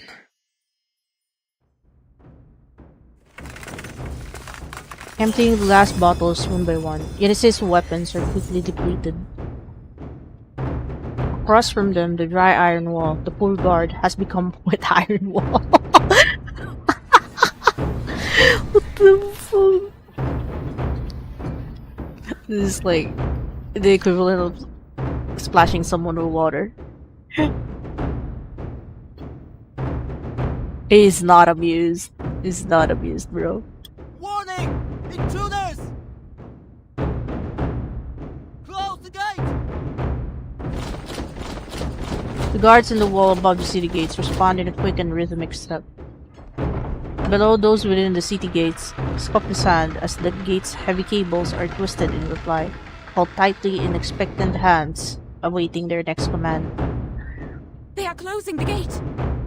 This is bad. We We have to get in. Or how are we going to get them back? We can't just leave them here. Neither can I just turn away from the clues to the Shuori festival and the mysterious Eastern arcane power. Sir, I beg of you. Besmer rushes forward, attempting to pull back the guards and city gates with all her might. But her lack of sight impedes her, unable to detect the hidden dangers on the uneven axe hand road. A loose stone is enough to trip her, and despite the demands of the moment, it takes her time to get back up again. Don't get any closer. Madam, are you all right? She anxiously helps Besmer to her feet, with her other hand tightly gripping an empty glass bottle. They've had countless unpredictable mishaps along the way, enough to write an adventure story if you would believe, and experience more than enough to exhaust the will of any explorer. Perhaps simply allowing the city gates to close is a safer and more appropriate approach. Maybe we should just give up, madam. I'm even thinking if all these things we've been through are just illusions. The unusual terrains, the teammates turned into striped horses, and now this nonsense. I won't let you go in there and risk your life. Besmer cannot see her companion's expression, but can hear the hesitation in her voice. It proves enough to add to her struggle to get up again. No. On the contrary, child. The unknown people. The uncharted city. We are very close to what we've been chasing. We were born to run after these exciting and amazing things. You're also looking for an answer from Ask and Acquire, right? Besides, we have no idea how Mr. Jurian and the others are doing. There is more to consider other than our own safety. Well said. Speaking of which, the city is much safer than the wild. You have my word. What do you... As for me, I am the Legion of the biggest merchants hub in this city. You can address me by my title. Okay, the note says Li Jiang, a low-ranking government official responsible for taxation and household registrations. Li Jiang? He sounds like a decent gentleman. Li Jiang, they are the intruders. Noted. The situation is under control. No need to close the gate. The ladies look like foreign merchants. Their business is within my purview. Besides, it's holiday time. They could be here for the celebration. Don't be so harsh on them. Understood. The guard holds his hands in front of him and makes a gesture that Yenisei cannot understand before retreating to one side.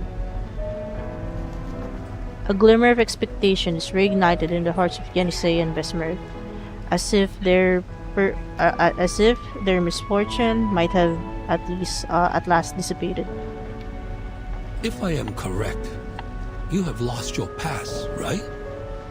We do have a pass, but it seems it doesn't work here. Well, just an understandable mistake for people from afar. However, either for business or the Shuori festival, it is troublesome without a proper pass. Shuori festival? Is it taking place now? That's what I said. I thought that is why you are here in Pei City. Yes. We were told of it, but we've never been to one. We are not sure. We all heard of the legend about it. So is the festival sung as a nursery rhyme in your tribe? Tribe? We are not tribal people. We come from the north. Northerners? Oh, I mistook you for the descendants of the Wu Sun from the westward. It is said that they have migrated outside the Jioloman mountain. No one has ever met them until now. Your clothes also have a unique style. I should apologize for my mistake. What's more, this lady by your side has red hair, green eyes, and fair complexion. The features match the records in history books. What? Yeah, this is not Russian. History books. Mr. Li Jung, in your history books, do you have... Like I said, you may just call me Li Jung. The book says, Wu Sun, one of the tribes in the western regions, has the most unusual appearance. The present foreigners are their descendants with features of green eyes, red hair, and the looks of macaque monkeys. Yo, what? Monkeys? Jeez. Maybe we can't believe every word in the book. No matter. Where were we just now? Was it... Shuori Festival. We are here for the festival. Oh, right. Exactly. The old man in front of her seems to be full of interest, and with his hands clasped, he resumes his topic. The Pei City is famous for its grand celebration and joyful spirit during the festival. It attracts countless travelers from far away every year. I could only imagine how hard it was for you to arrive here. Well done. However, forgive me for being offensive. It seems you have lost sight in both eyes. Yes. Would that be a problem? Under this city's caring policy, you have the privilege of traveling without a pass. The gate guard is new here. I sincerely apologize for his offense. He bows slightly, implying a subtle apology, and leads the two toward the city proper. Come, follow me. It is not safe to stay outside of the city. There have been many missing persons cases recently. We intensified the patrol, in case someone is blocked out of their city and goes missing. Missing persons cases? Between further topics of conversation, the two follow Li Zhang's guidance and at last pass through the city gates.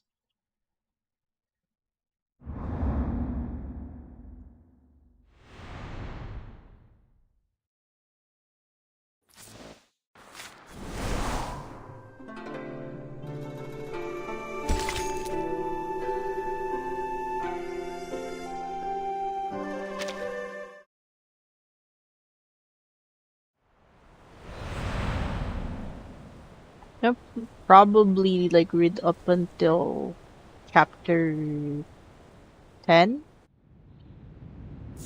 Chapter 10 or chapter 12, like around those. Li Zhang leads the two of them up the city wall to a connected inner chamber. Yenisei cannot shake the notion that her next step will land on thin air until they at last enter the room, and she can't let go. From the city gate to the room, the scenery is completely different from outside the city. Though it's a short distance, she is very impressed.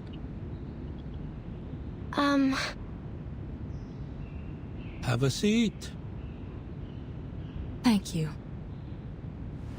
Here, madam. I don't feel any chairs around me. How am I going to... Oh, you sit on the floor. It seems the people here sit on their heels.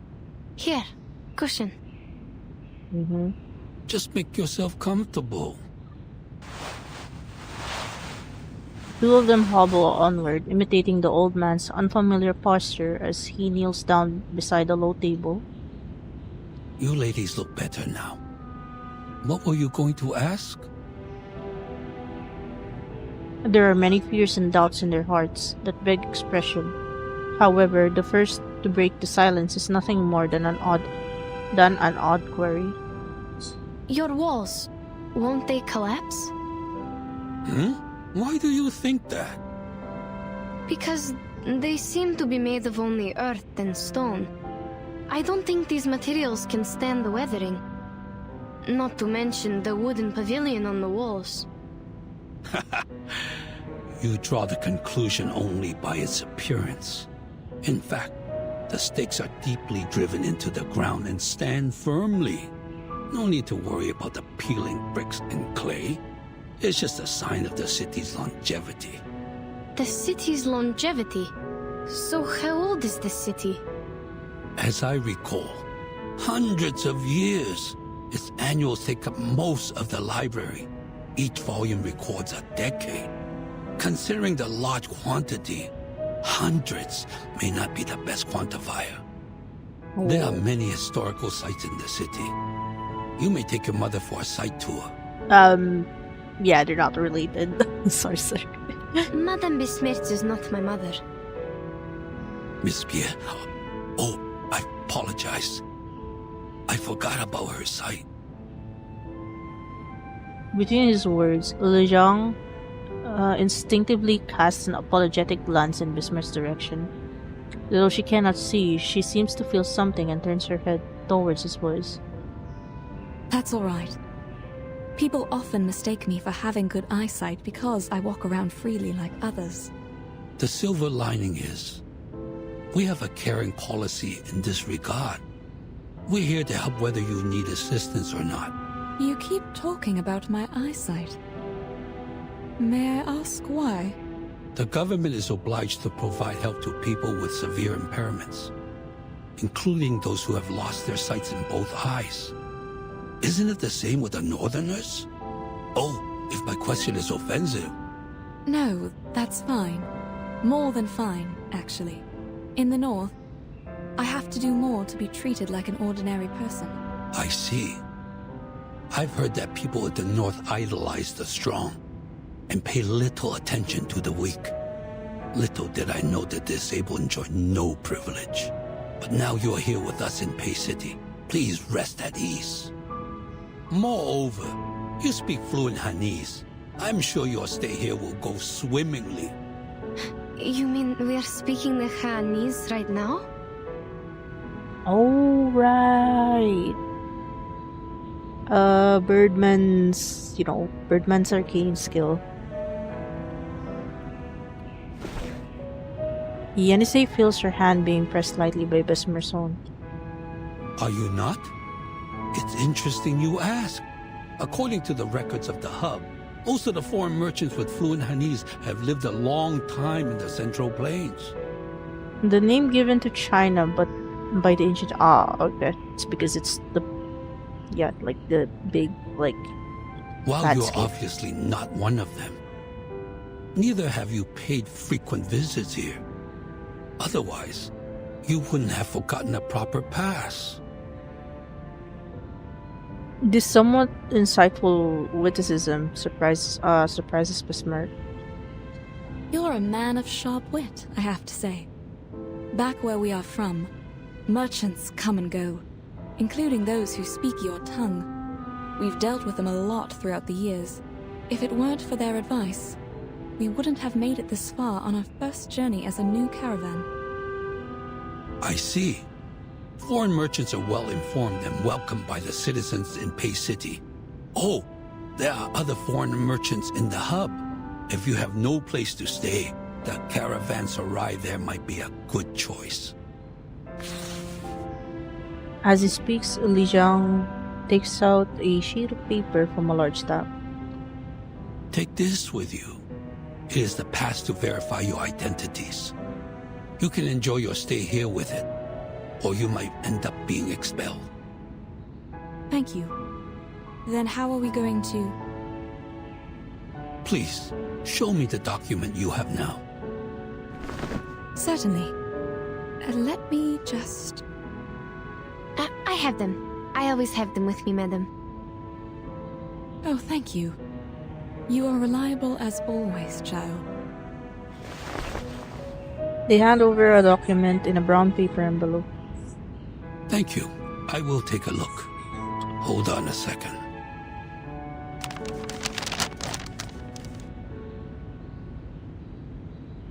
On this document, besides the drawn red seal that roughly illustrates its purpose, the remaining descriptive handwriting looks like scrawled symbols, with the beginnings and the ends of sentences connected hastily without leaving any gaps. The embarrassment between the reader and writer grows in a bubble waiting to pop. It's like tries to read, it is just can't read what's written on the paper. No shit. Looks like it's written in Turkish. Is it Turkish? What? No, it. Besmert makes a move before Yenisei finishes speaking. She pats the girl's back and gestures for her to allow her to explain. Despite her doubts, the girl habitually follows her lead. Yes, a variation of it. This is the written language in the north. Yenny, this is the written language in your hometown, also known as Yeniseic, isn't it? Yenisei is almost certain that her companion is winking at her, despite her eyes being covered. Or perhaps it is just her own intuition prompting her. She realizes then, in a moment of enlightenment, that in their precarious situation, she may well need to learn how to quickly accommodate these occasional lies. Oh, yes, that's right. My apologies. I should have known that our language is a rare kind in the Central Plains. I understand. It's all right, but I'm afraid you have to write it down yourself, including where you came from. Please take this file as a reference. Thank you, I'll do it. Oh wait, so they can read the I guess not. She can't. Yenisei can't read the local language, I guess. Sorry, but I don't think I can read it. Hmm? Oh, my mistake. I should have realized the paperwork is much harder than oral communication. Yeah. But the servant is not here today. Oh. All right. You can tell me and I'll write it down. Like this one. What did you come to the city for? For business. So, okay, so although they can understand the speaking language, they still couldn't understand like writings. Yeah, they can't understand like the written part. Okay. How many of you are there in the team? 7, including us. There were 7 of us. Were? Past tense. Were? Where are they now? This is also what we are trying to find out. On our way here, they were transformed into horses and taken away by a giant bird. Transform into horses? Then how come you didn't get transformed? We have no idea. Perhaps because Madame Besmertz and I are arcanists, while the others are humans. What do you mean? Does the giant bird only attack humans? Then how does he identify them? There's no huge difference between humans and arcanists, after all. Like, out appearance-wise, yeah. What?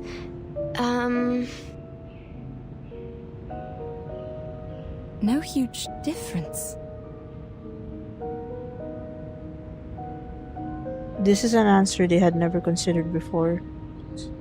Or rather, it was a premise that seemed so distant to their own views that it defied being considered. As if saying a diamond was no different from a clump of soil. Is that a problem? No, not at all. Let's go back to the difference between humans and arcanists later. My guess is there might be something wrong with the water. We found a river when crossing the steppe. Our teammates were too thirsty and drank the water in haste. Then we realized something was wrong. Yes, it came from the northwest. Not a big one, but quite clean. That might be the main river of Pei City, called Pei Lin River. But it's been shrinking these past years. Also, there are no cases of people drinking it and turning into horses. What were the features of that giant bird? He has black or brown wings, red tail feathers, and a man's face. Also, as I recall it, he has the voice of a young man. A giant bird with a man's face. A feather man. Did he play a musical instrument? He played a stick-like instrument. His music could lead the horses to where he went.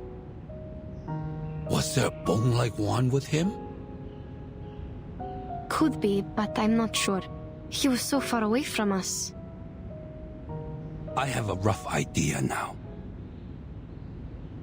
If that's what I think it is, even though he is not a Shangre, I have to say...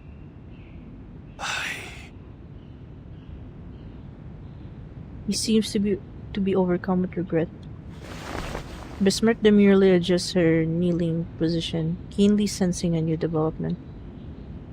Sounds like something happened when you last met. The giant bird, or the featherman as we say, was considered a Shangre by some citizens. It is because he looks like the legendary Goumang. What is this Xiangrei? Is it some kind of guardian? Not exactly. In most cases, Shangre is just Yao, but in a good way.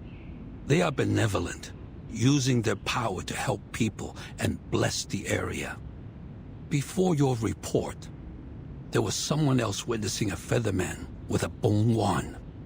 He once brought some animals to the jutsu and claimed they were transformed from humans. This is exactly what happened to our teammates. If these two are the same feathermen, then he is very likely involved in these missing persons cases. Oh, the cases you mentioned. I see.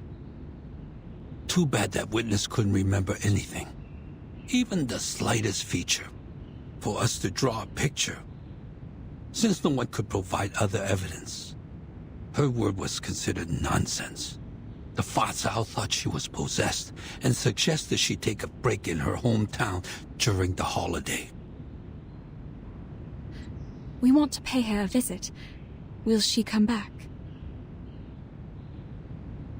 Li Jiang waves his hand. There is little value to be gleaned from such a faulty clue. I'm afraid not. She worked as a Julie in the Jutsu. It's not a crucial position, but clearly not suitable for a possessed person. There's someone filling in for her now. Yenisei grips the fabric on her knee. She is as persistent as a soldier when executing orders, and this time is no different. What if I can offer a drawing of the featherman? He was far away in mid-air at the time. I couldn't see the details, but I remember his outline and the color of his wings. Besides, I have experience in making sketches and maps. Well... I can totally make a drawing of him. Sketch? Map? But we can only attach your drawing to the wanted poster for the moment. We can't put him in prison without solid evidence. Everything is yet to be confirmed by the court. But a drawing is better than nothing. Please give it a try. Here's the brush and the ink. Help yourself. Yenisei approaches the table and picks up the brush that was used to write just moments ago. This is the same long pen you just used? That's right. And this is the ink? But it won't adhere to the pen. To get the liquid ink, you need to rub the ink stick on the inkstone first. It's fine. I'll rub it for you. You can focus on the drawing. The old man rolls up his sleeves and deftly grinds out some ink for Yenisei to dip the brush in. And the girl does not hesitate to write. Huh? The lines it draws are really heavy. And do we only have the black ink? No, there are different colors. May I have the red one? Please hold on. I will get it for you.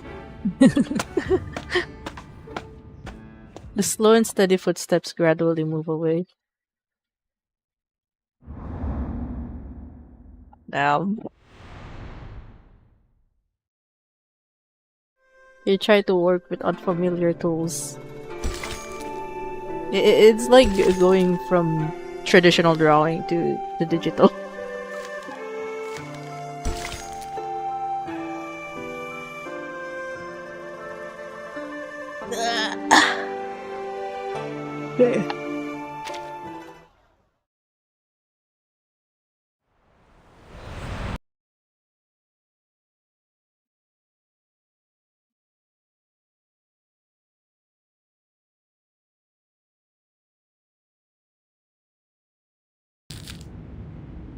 This is great. With your drawing, we can issue wanted posters to find the Featherman. Is it though? You stay silent. Any questions or concerns? You mentioned the former employee of the GC. Or should I call her the Gili? You said she had seen the Featherman and the animals he brought. Then maybe he will come again today. If he shows up with our horse teammates. That is to say, the Featherman she saw is the same person you met. The old man follows a screen of thought to its destination, frowns and ponders, before taking the brush from its holder yet again. He neatly spreads out the new piece of paper, rubs an ink stain on the stub, and begins to write with the comments with hand. In this case, a visit to the Jutsu might be a good choice for you. I will write her letter for you. Please take it to the Jutsu and show it to Jiunangzi, the current Chu Li. If the Featherman has been there, you can take over the animals he brought to her. Even if he hasn't, you can still proceed with the letter. Since Jiunangzi is a very warm-hearted, she should be in the Jutsu right now. You can find her there. Thank you. With this glimmer of hope, the turbulent emotions of these two strangers in a strange land find themselves anchored, temporarily at least.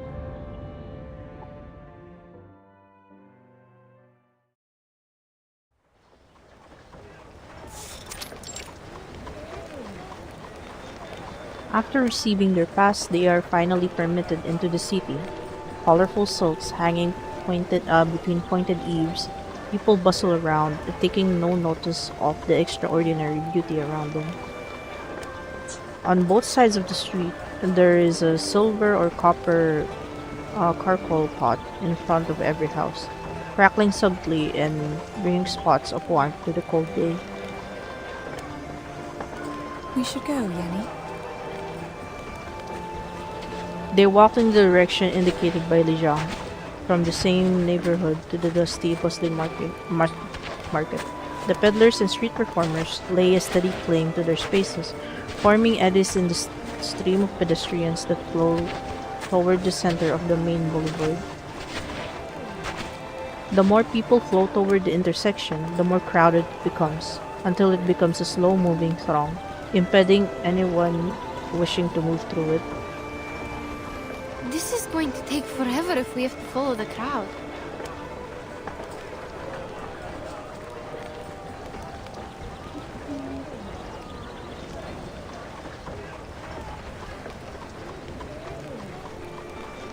This is going to take forever. Oh, okay. Yeah, Madam, again, suggested do you that. think we can take the gaps between the houses? Or find the shortcut? That'd be even better.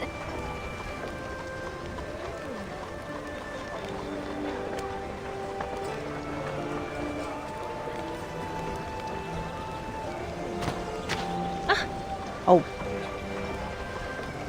Insisting on politeness in a crowded space like this can often lead to such accidents. Careful.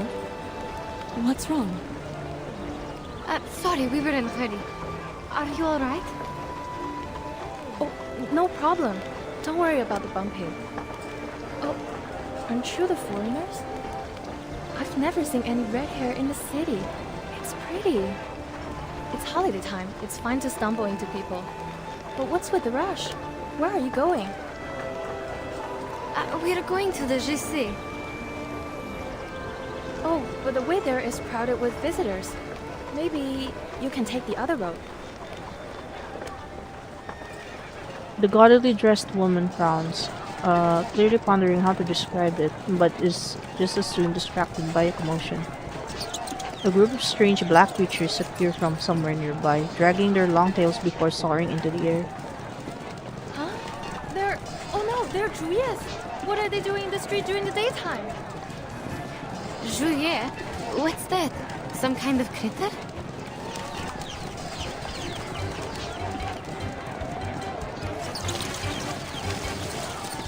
They jump down the eaves, flapping their sticky little wings and violently racing away with flying dust, accompanied by strangely fragrant drops of water.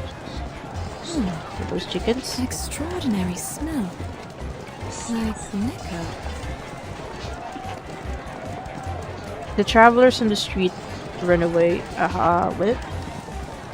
Hold on.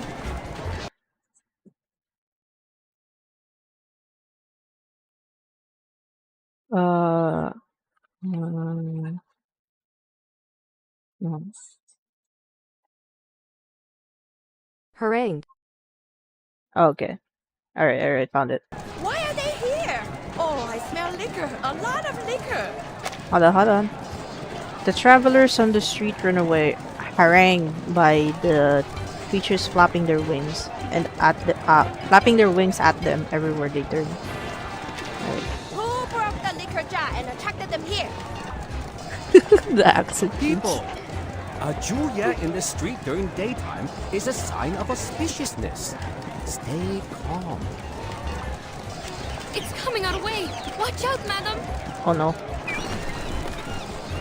It seems as though the ringleader's movements are even more exaggerated than the others, perhaps realizing that it is being underestimated.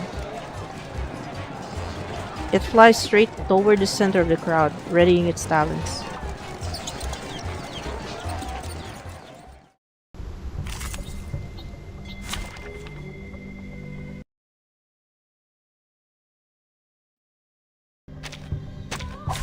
I can't wait anymore!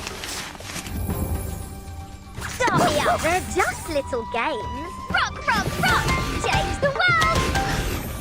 Those are some fat turkeys.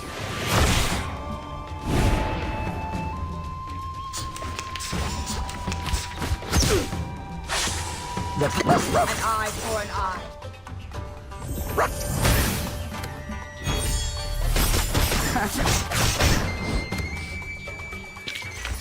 Warning, warning. The puppy is fleeing the scene at its max.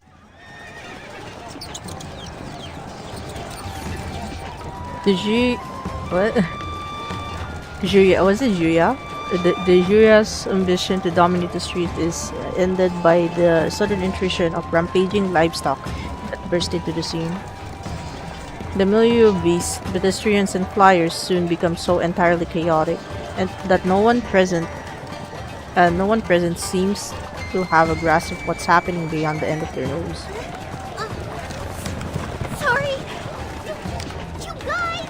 The bell! Bad boys and girls! What's going on? All this shouting and running about. I smell liquor and dust.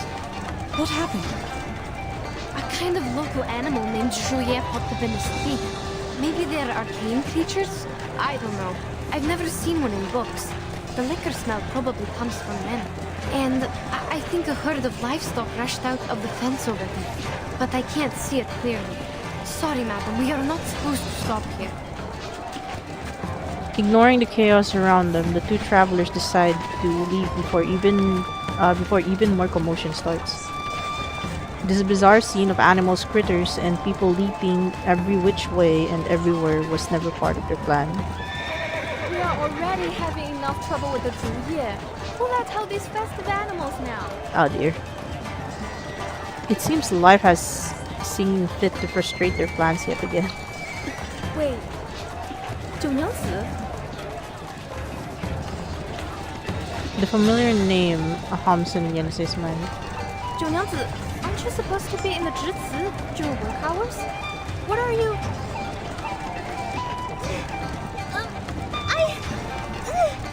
Oh, she's here.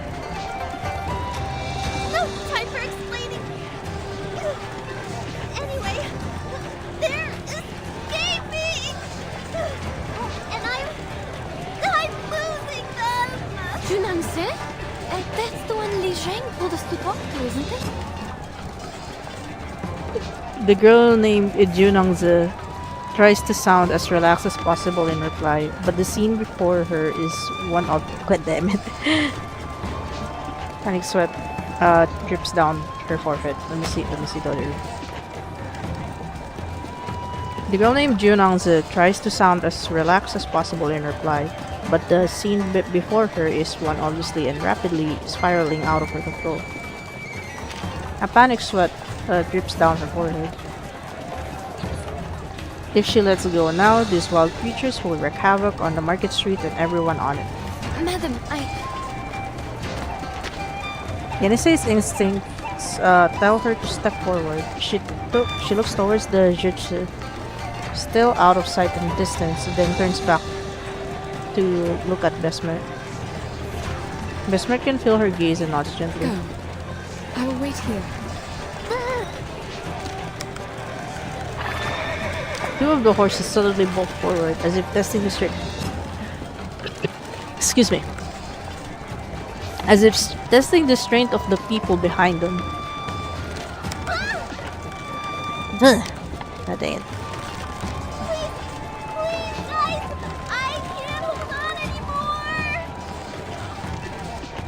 The girl in the center of the crowd strains to keep her eyes fixed on the horde of animals, more than outmatching her strength.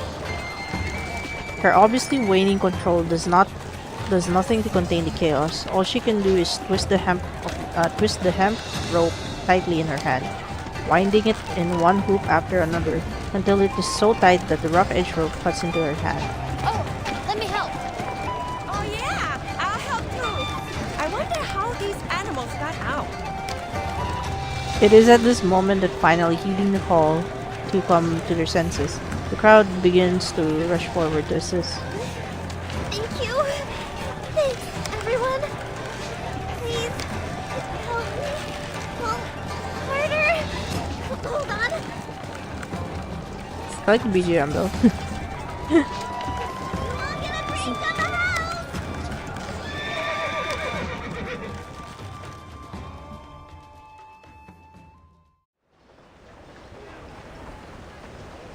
After a short while, with the help from the other streetgoers, she manages to get the rampaging, if festively decorated animals back under control. She deftly ties the coiled animals to the flagpole, then breathing a well-earned sigh of relief, lets the rope finally slack down from her hands. Oh dear, thank you so much. I couldn't do this without you. Making so much trouble on the first day of work. She pants heavily, still recovering from her battle, a battle to defend her hometown. Where were you, Zhongyangzi? I didn't see you in the tavern. Me? I was in the jutsu. What were you doing there? Mr. Liu, did you forget again? The former Zhili went back to her hometown. Zhongyangzi is the new Zhili now. No, that's not it. I'm just, covering for her. I was counting the festive animals, and then I heard the noise outside. You must have been distracted by the storyteller, huh? He was telling the end of the story today, so you would never miss it. Well, yeah. I thought he might tell the story of Xiangrui, so I hurried out and forgot to lock the fence. Oh. Yes, it was your fault if the animals got out. You were talking about Xiangrui again. People would think you were another storyteller if they didn't know you just really like these tales. Are your palms bruised? Go to my clinic for medicine if it hurts. Remember the drinks on the house. Of course, I will. Thank you so much. He speaks with warm familiarity to the other residents, but keeps an eye in the direction of the tea house, as though anxious to confirm whether the storyteller from before is still there. After seeing his swaying figure in the distance, a look of joy lightens up her face. Yenisei quietly observes the scene and retreats, turning around to walk toward Besmirk, the conversation amongst the locals flowing to her ears. allowing her to confirm a crucial fact. Please follow me, madam. That lady must be the Julie that Li Zhang mentioned. Please mind your steps as we are walking in a mess now. We need to follow the crowd and see if we will have a chance to talk to her. Let's put aside the Juya for now. Huh? Little sooner than they reach the tea house, do they notice the crowd rushing toward the stone platform, filling up every nearby space before they have a chance to find a seat. The crowd fills the tea house tightly. The surge of people pushes Besmert and Yenisei right in front of the storyteller. And talk about Emperor Yao. He had seen strange beasts like this many times. He speaks with eloquence as if possessing some strange magic that naturally attracts even those who didn't go there to hear him. It was the 7th year of his reign.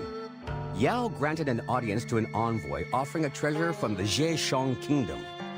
The envoy had a strange face and a bulgy chest.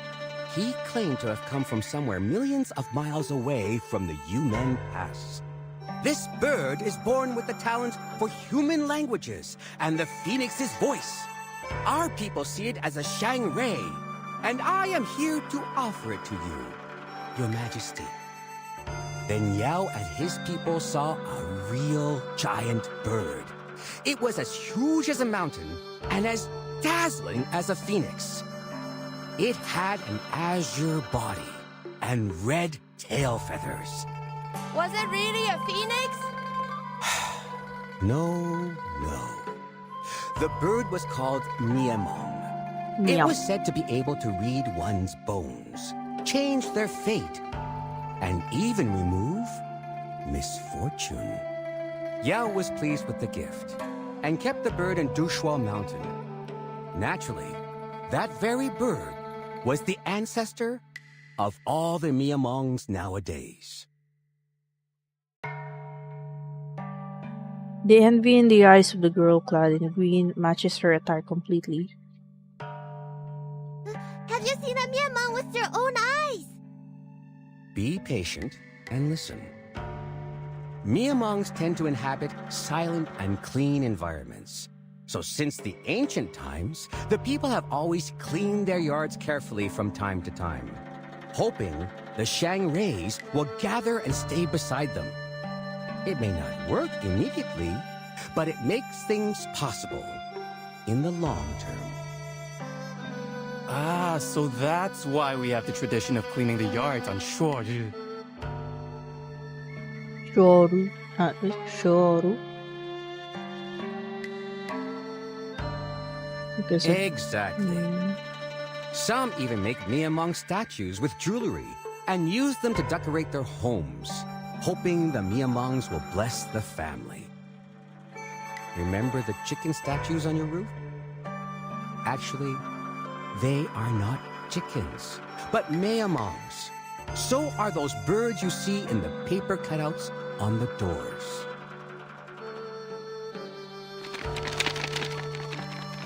After saying this, he lifts a piece of red paper, carved in the shape of a peculiarly familiar bird.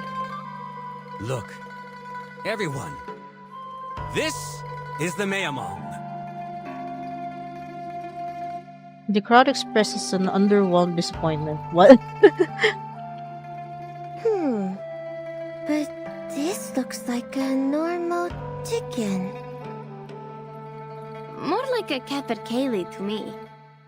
And like the bird I just threw, isn't it? The way he is speaking is interesting, rhythmic, like singing. It would be great if there was some music to accompany him. Something is missing in his story without the music. If he could... Before Besmer can finish speaking, the red paper instantly ignites in the hands of the storyteller, and before touching his fingers, it becomes ashes and falls onto the stone platform. The little boy standing beside him stands on his tiptoes, quickly taking the initiative to sweep the ashes into the charcoal pot below. Among the 5 elements, Niamong belongs to the fire. That's why people set fire in spring to drive away misfortunes. Speaking of... Yenisei's attention is diverted. Whoa. She witnessed the child's movements, but doesn't yet understand the meaning behind them, choosing to stare ahead until a crackling sound explodes behind her. What is this noise? It seems no one cares about the noise of the cracker. Only Jiunangjie, who had previously worked so hard to restore order to the bustling city, turns around with the two of them. As she turns around, she seems to remember something and shows a remorseful look. The cracker. Shoot! I almost forgot! Yo. Excuse me! Please let me go out! You won't listen to the rest? It's still early. Oh, are you going back to the tavern to make our drinks? Not drinks, but other stuff. Oh, and drinks on the house tomorrow! Everyone chuckles warmly, making way for Jiunangjie. Yenisei holds onto Besmer to prevent her from falling behind. This time they follow her without incident, despite the stranger's otherwise eye-catching hair. Everyone's attention seems focused intently on the storyteller telling the legend.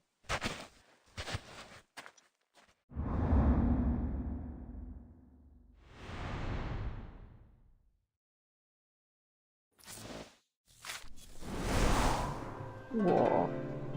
Oh, you slow down, miss. You have a paper horse stuck to your cloak. There you go. Thank you. What is it, child? Just a few pieces of red paper, madam. They must have fallen from the Juya.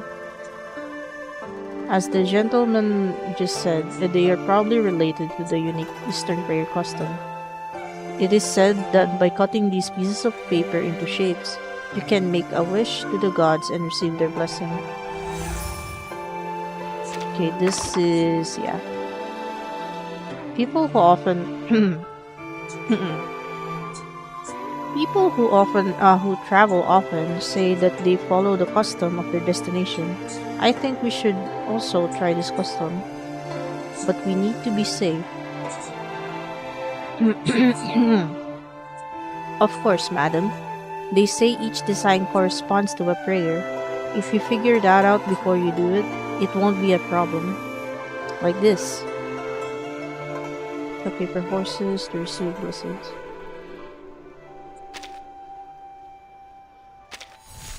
Oh, it's like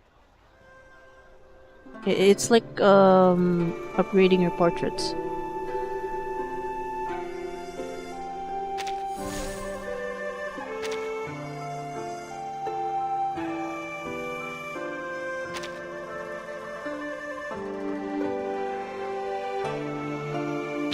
Ah, not enough. Alright then.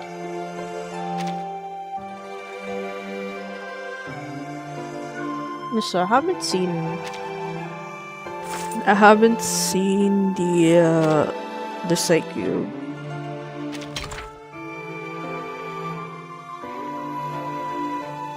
After the carrier launches a one target attack through an extra action, critical damage plus 2%, up to 10 stacks. At 10 stacks again, extra critical rate plus 8%. I'm guessing this is Junangjie's distance slot. To be fair, I like that they gave out the Psyche cubes as like rewards instead of trying to pull them, like, you know.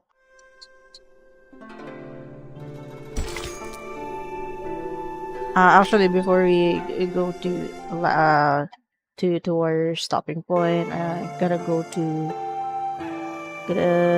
up the BRB screen real quick.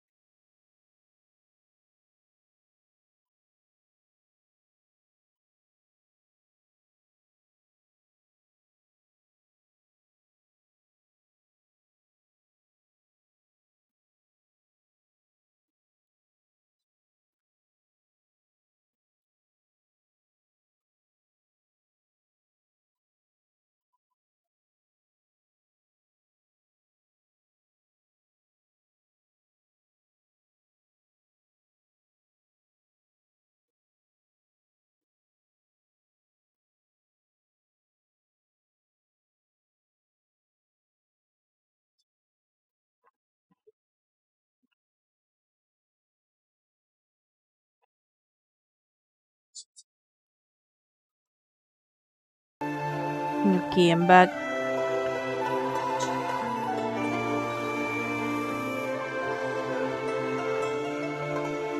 Okay. Some water. Right.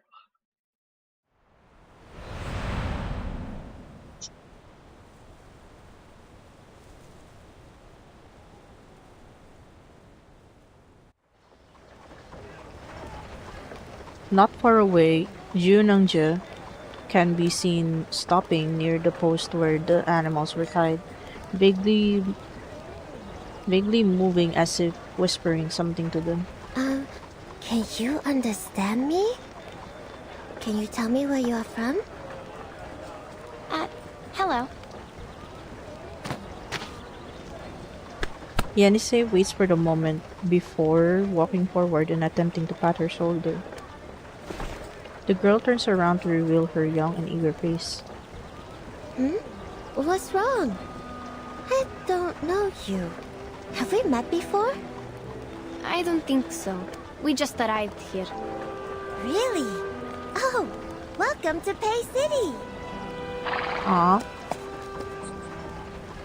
Yenisei cannot help but hold her eyes on the bundled hemp the girl is holding in her hand, and the many animals now tied at the end of it. Junonya blinks, then blinks again, as though realizing what the other girl is staring at. A blush quickly rises to her cheeks like two sunset clouds. Oh, you were on the street, weren't you? I am so sorry. I didn't mean to make such a scene there. I promise it was just an accident. I can imagine. You reacted quickly and saved us from more trouble. No. It was my responsibility. And the people on the street also gave me a hand there. How can I help you? Please, feel free to let me know. Seems to be a warm-hearted though. Here is the case. The people call you Junang Zi, and you work in the Jisi, right? Hey, I'm having trouble with, like, just pronouncing her name. Holy shit. Junangzi. Hold on. Let me repeat that, I think. Oh no, I can't see it. Okay, I can't replay it if it hasn't passed. Yes. Okay, now we can replay it. Here is the case. The people call you Junang Zi, and you work in the Jisi, right? Junangzi. Jisi. Why does it easy to pronounce this like a J kind of sound, I guess?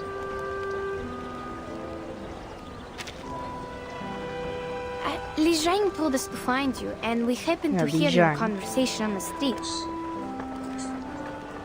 So, did the Featherman come here today? Featherman? You mean the Xiangwei out of the city? I heard that he had been here. As for today, I have no idea. What about the animals in the fence? Any new ones? I'm not sure about that either. When I arrived at the Jutsu this morning, there were already many festive animals in the fence. They're getting more and more. How weird is that? Junangja mutters inaudibly before turning around, pointing out the culprits who caused her so much trouble earlier with her index finger. Yenisei inspects the creatures briefly, but doesn't seem to notice any difference. It seems to be a show for common livestock where various cattle, sheep, and horses might compete to show their worth. See? They all look alike. I can't tell which of them were brought here today. Counting is troublesome as well. I always think, where am I? If only I could read and write. If you write them down, then you won't miscount. Okay, she's illiterate. Our teammates have been turned into striped horses, like these. Actually, we are a team of merchants. When we reached the outskirts of the city, our teammates were turned into horses and brought away by a giant bird. Li Zheng said that bird was probably the featherman they've been looking for, and he appeared around the Jesse once. That's why we are here to ask for help. They're not horses, I suppose. Junang seems hesitant to say anything further. But how is that possible? Are you saying that the Featherman can turn people into horses? I do think Birdman doesn't turn them into horses, but just like guides them after they have transformed. I don't understand. How did he get this power? Is it because he is the Xiangrui? Upon hearing the word Xiangrui again, Besmer's interest is immediately captured. We've also heard about the Zhongrui from the storyteller. It does sound like some kind of local guardian. Xiangrui. I think it's Xiangrui.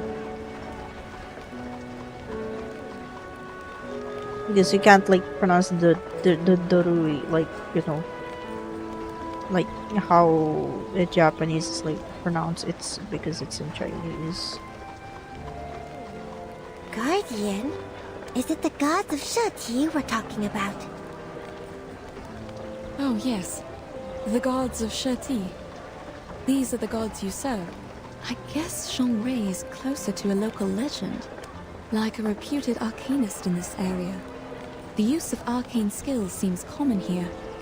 Perhaps there are also many arcanists around. But could you please tell us more about the gods of Sheti? There are 12 or 13 of them, I guess. That's all I know. I can't read most of their names. Oh, but I know this year is the year of Zhishu. We will bring lots of festive animals to the Broken Bridge to worship it. The Fortune Walk and Bridge Leap are the most fun parts. We go to the Broken Bridge on the cliff with the animals, count our steps, and swing our bodies, like dancing. And at last, we will try to jump over it. Jump over a broken bridge on the cliff? It sounds dangerous and quite familiar. Besmer knows exactly what Yenise is hinting at. The familiar rule of ask and acquire resurfaces in their minds, but no one attempts to ask it out loud. So that Jiunyang's explanation interrupts their thoughts with perfect timing. No. We can't do that. No one has ever done that. Even the goats can't do that, let alone humans. We'll also cast arcane skills as safety measures to protect anyone from falling. The valley is deep down there. Once you fall down, you're not coming back. Intriguing. And who's in charge of the safety measures, may I ask? The staff in the Jutsu. It's the place to manage arcane affairs in the Pei City. But not me. I'm new here, filling in for the former Julie after she went back to our hometown. They told me to take care of Jutsu for a couple of days. That's good enough for me. Her eagerness to be able to help is clear. So, simply put, you're a doorkeeper? The barb of her conclusion makes Junang's fluster into a red blush. I'm not just keeping the door safe. I do stuff too. Lamaw. Take good care of those startled by the firecrackers. There is a kind of firecracker enhanced by arcane skill. It can make a huge sound. Much more louder than what you heard in the tea house. Please forgive her. She didn't mean to hurt your feelings. We speak bluntly in the north. Oh, it's alright. I can tell she's a bit anxious. But it's not getting us anywhere. Like, pigs can't learn how to climb in a day. Or let's think another way. Do you recognize your teammates from these horses? Let me see. There are 1, 2, 3... 3 striped horses. Come see for yourself. I can't. There was little time for me to memorize the difference. Besides, even if they are my teammates, 2 of them are still missing. More than 3 teammates? When 3 plus 2... Junangzi counts out the numbers on her fingers, calculating with great care. How about we wait and see what Li Zhong has found out? That's right, child. Didn't Li Zhong leave us with a letter? Oh, right, I almost forgot. Please read this, Miss Junangzi. It may have clues about the Featherman.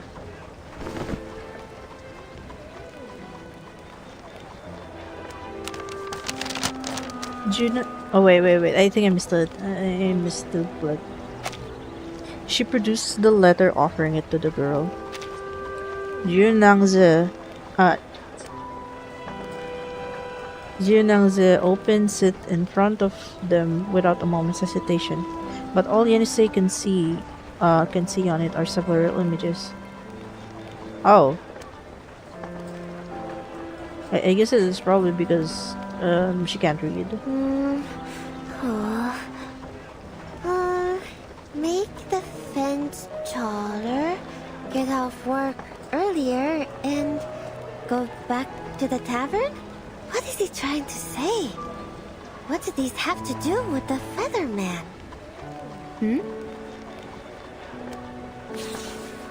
Junangzi mutters to herself as she stares at the pictures on the letter. Before frowning and smoothing it out, she clumsily folds it and clips it to her waist. Well, don't worry. I'll pay close attention to the new horses for you. If there's any good news, I'll ask Li Zheng to tell you. You're so kind. But we just got here and haven't decided where to stay for the night. How are we going to keep Li Zheng informed once we find a place to rest? Oh, I see.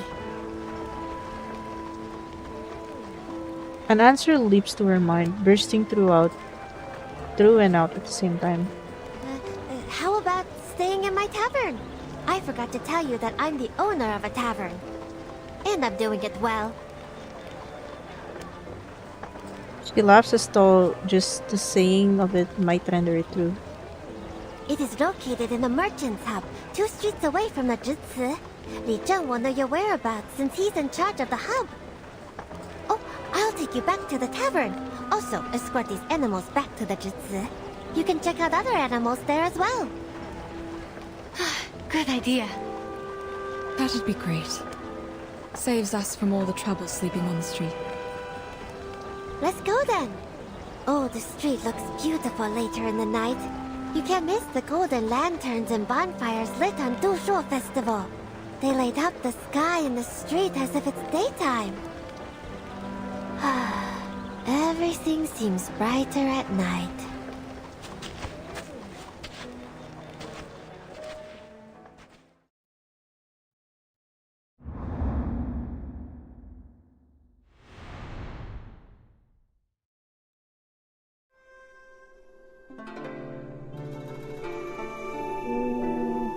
Alright.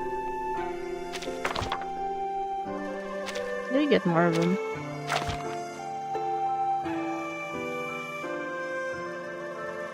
Do you farm for them on combat stages?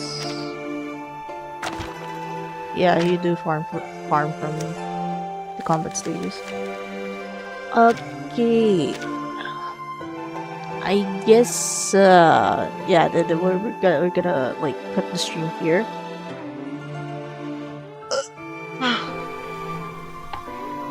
Okay, that's like a lot of reading. Oh shit, I already like flipping some of the pronunciations just because damn. I'm not gonna say Chinese. Chinese is hard, but it's more like it's easy to mispronounce like Chinese words.